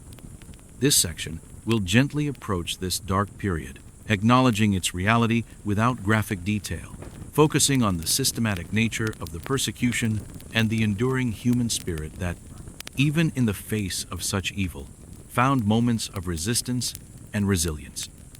The Holocaust was rooted in the virulent anti-Semitism that was a core tenet of Nazi ideology. Adolf Hitler and the Nazi Party propagated a racist worldview that viewed Jews as an inferior race, a threat to the purity of the Aryan race, and the root cause of Germany's problems. This ideology, combined with a fervent nationalism and a desire for a racially pure German state, laid the groundwork for systematic persecution. Imagine the quiet, insidious spread of hateful rhetoric, its words poisoning minds and justifying unimaginable cruelty, a testament to the dangerous power of unchecked prejudice.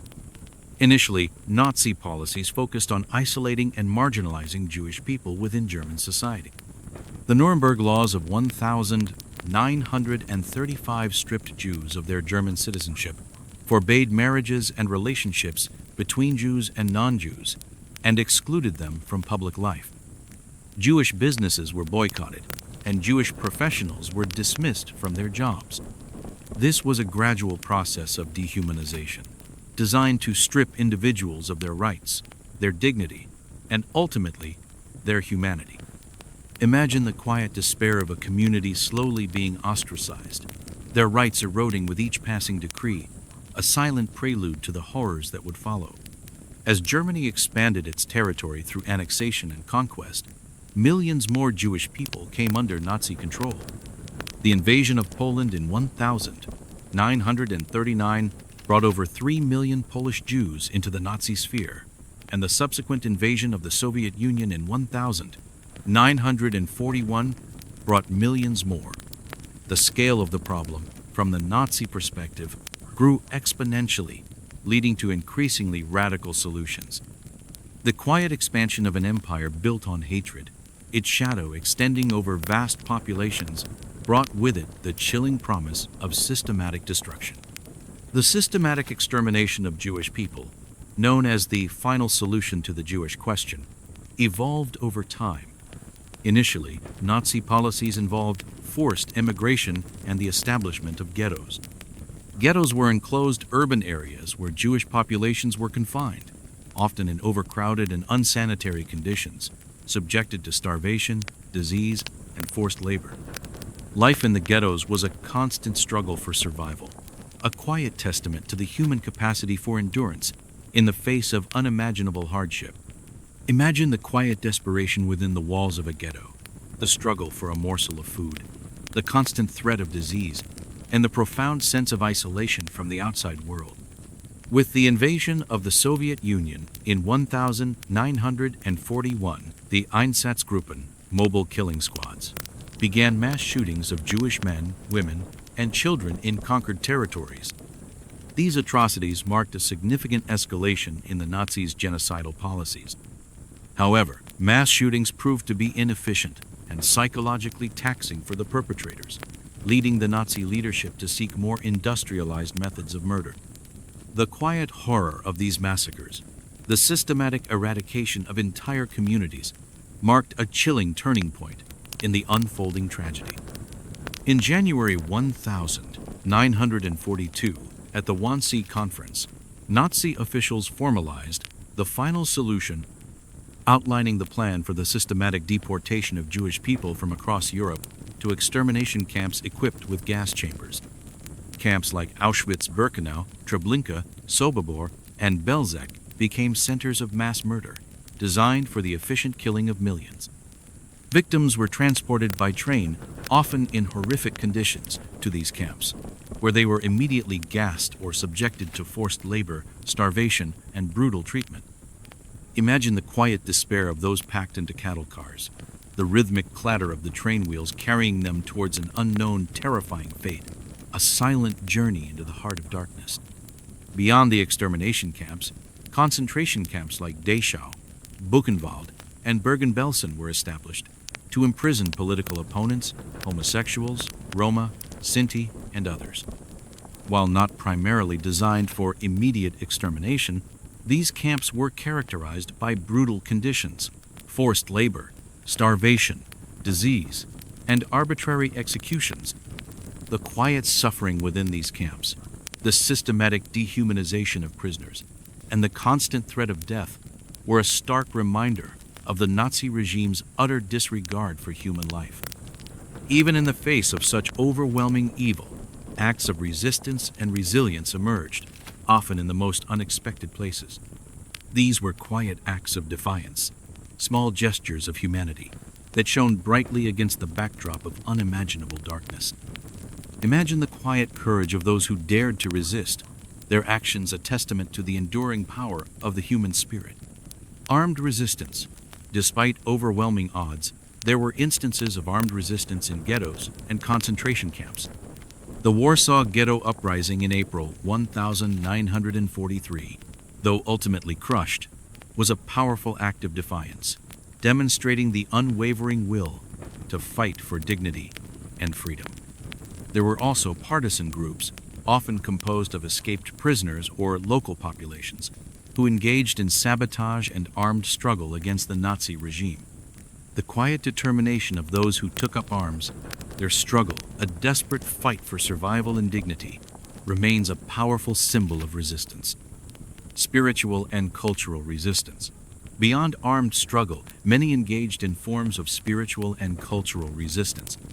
In the ghettos, people continued to practice their religion, educate their children in secret, and create art and literature, preserving their cultural heritage in the face of systematic destruction. These acts, though seemingly small, were profound affirmations of humanity and a refusal to allow the Nazis to extinguish their spirit.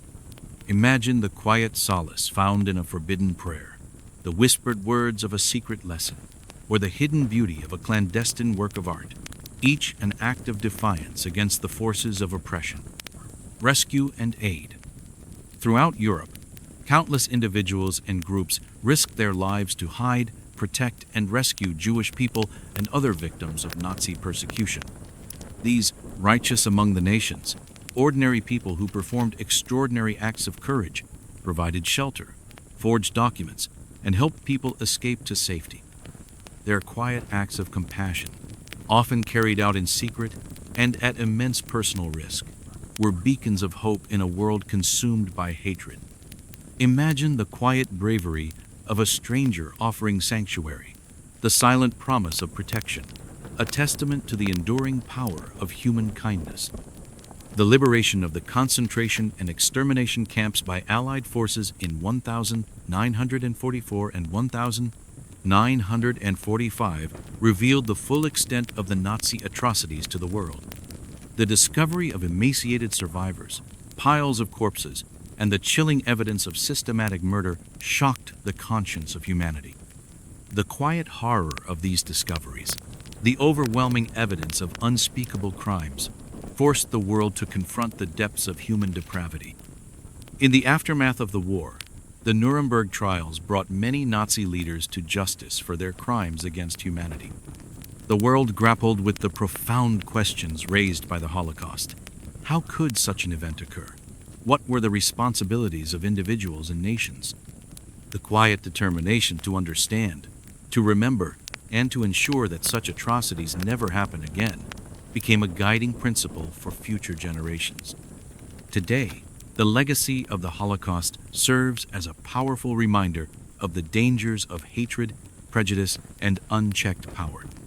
Memorials, museums, and educational initiatives around the world strive to preserve the memory of the victims and to educate future generations about the importance of tolerance, human rights, and the prevention of genocide. The quiet echoes of the past, though painful, serve as a vital warning, urging humanity to remain vigilant against the forces of intolerance and to uphold the dignity and value of every human life. The quiet promise of never again, though often challenged, remains a guiding light in the ongoing struggle for justice and human dignity. As the final shots of the Second World War faded, a new era dawned, one shaped by the immense human cost and profound geopolitical shifts brought about by the conflict. The world that emerged from the ashes of war was irrevocably altered, grappling with the immense task of rebuilding, reconciliation, and establishing a new international order. Imagine the quiet hum of reconstruction, the slow, deliberate process of healing wounds, and the profound reflection on the lessons learned from a global catastrophe. This section will gently explore the immediate aftermath of the war and its enduring legacy, a testament to humanity's capacity for both destruction and renewal. The most immediate and devastating consequence of the Second World War was the staggering human cost. Estimates vary, but it is widely believed that between 70 and 85 million people perished, both military personnel and civilians, making it the deadliest conflict in human history. Millions more were wounded, displaced, or left without homes and livelihoods. Entire cities lay in ruins, economies were shattered, and societies were deeply traumatized. Imagine the quiet grief of millions, the silent void left by loved ones lost, and the profound sense of collective sorrow that permeated every corner of the globe. The scale of suffering was immense. Survivors of concentration camps bore the physical and psychological scars of unimaginable brutality. Soldiers returned home to a world that often struggled to understand their experiences, many grappling with what would later be recognized as post-traumatic stress disorder. Civilian populations, having endured years of bombing, occupation, and scarcity, faced the daunting task of rebuilding their lives from scratch. The quiet resilience of these individuals, their determination to find hope amidst despair, was a testament to the enduring strength of the human spirit. Demographic shifts were profound. Birth rates plummeted during the war, and populations were decimated by combat, disease, and genocide. The displacement of millions, including refugees, prisoners of war, and forced laborers, led to massive migrations across Europe and Asia. The quiet movement of people seeking safety and a new beginning reshaped the cultural and social landscapes of many nations, leaving an indelible mark on the collective memory. The end of the Second World War fundamentally reshaped the global geopolitical landscape, leading to the decline of old empires and the rise of new superpowers. The traditional European powers, exhausted and devastated by the conflict, saw their global influence wane, paving the way for a bipolar world dominated by the United States and the Soviet Union. Imagine the quiet shift in power, the subtle realignment of alliances, and the emergence of two ideological giants, their rivalry destined to define the next half-century. The decline of European empires. Britain and France, though victorious, emerged from the war severely weakened, their economies crippled, and their colonial empires increasingly untenable. The war had exposed the vulnerability of colonial powers and fueled nationalist movements in Asia and Africa, leading to a wave of decolonization in the decades that followed. The quiet dismantling of old empires, the slow, deliberate process of nations reclaiming their sovereignty, marked a profound transformation in global power dynamics. The rise of superpowers. The United States emerged from the war as the world's dominant economic and military power. Its industrial capacity had been untouched by the conflict, and its development of the atomic bomb gave it unparalleled military might. The Soviet Union, despite immense losses, had emerged as a formidable land power, its Red Army occupying much of Eastern Europe. The ideological clash between American capitalism and Soviet communism would soon define the Cold War, a period of intense geopolitical rivalry and proxy conflicts. Imagine the quiet tension of two giants facing each other, their ideologies clashing, their influence extending across the globe. The division of Germany in Europe. Germany, the epicenter of the conflict, was divided into 4 occupation zones: American, British, French, and Soviet. A division that would harden into the Cold War's most potent symbol, East and West Germany. Europe itself became divided by an Iron Curtain, separating the Soviet-dominated East from the capitalist West. This division led to decades of political tension, military buildup, and ideological confrontation. Imagine the quiet separation of families, the invisible lines drawn across a continent, and the profound sense of division that permeated every aspect of life. The horrors of the Second World War spurred a renewed commitment to international cooperation and the creation of institutions designed to prevent future conflicts. The League of Nations, having failed to prevent the war, was replaced by a more robust and ambitious organization, the United Nations. Imagine the quiet hope of nations coming together to build a better future, their collective will a testament to the enduring human desire for peace. The United Nations, UN, established in 1945, the UN aimed to maintain international peace and security, promote human rights, foster social and economic development, and provide humanitarian aid. Its Security Council, with its 5 permanent members, China, France, Russia, the United Kingdom, and the United States, holding veto power, was designed to address threats to peace. The UN became a forum for diplomacy, a platform for addressing global challenges, and a symbol of collective security. Imagine the quiet discussions in diplomatic halls, the careful crafting of resolutions, and the shared commitment to resolving conflicts through dialogue rather than violence. The Bretton Woods system.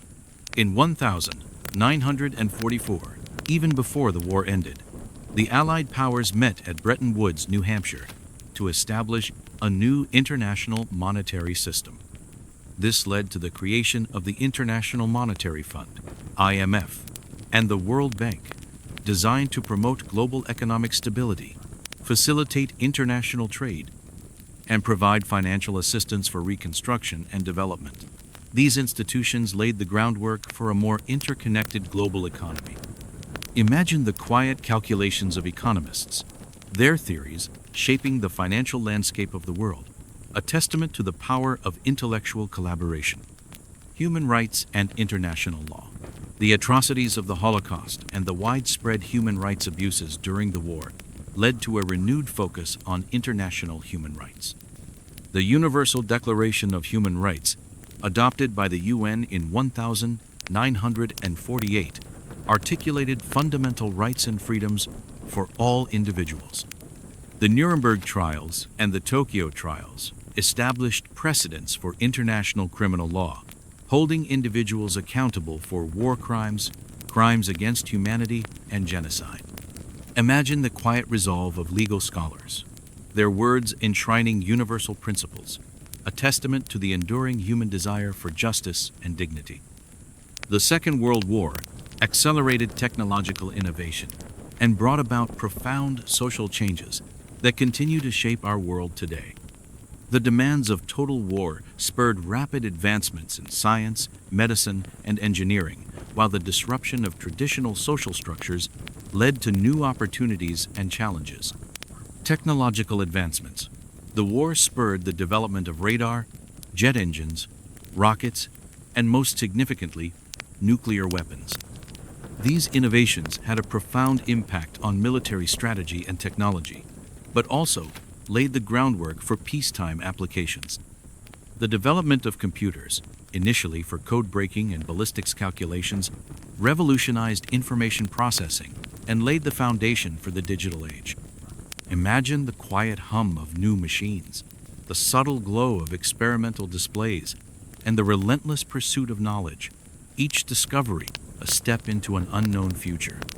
Medical breakthroughs. The urgent need to treat battlefield injuries and combat disease led to significant advancements in medicine. The widespread use of penicillin, a newly discovered antibiotic, saved countless lives. Blood transfusions became more common, and surgical techniques improved dramatically. These wartime innovations had a lasting impact on public health and medical practice. Imagine the quiet dedication of doctors and nurses, their tireless efforts to heal and comfort, a testament to the enduring human desire to alleviate suffering. Social changes. The war brought about significant social changes, particularly for women and minority groups. Women entered the workforce in unprecedented numbers, challenging traditional gender roles and paving the way for greater equality. The war also highlighted racial inequalities, particularly in the United States, where African American soldiers fought for freedom abroad while facing segregation at home. The quiet struggle for civil rights, the subtle shifts in societal norms, and the growing awareness of injustice laid the groundwork for future social movements.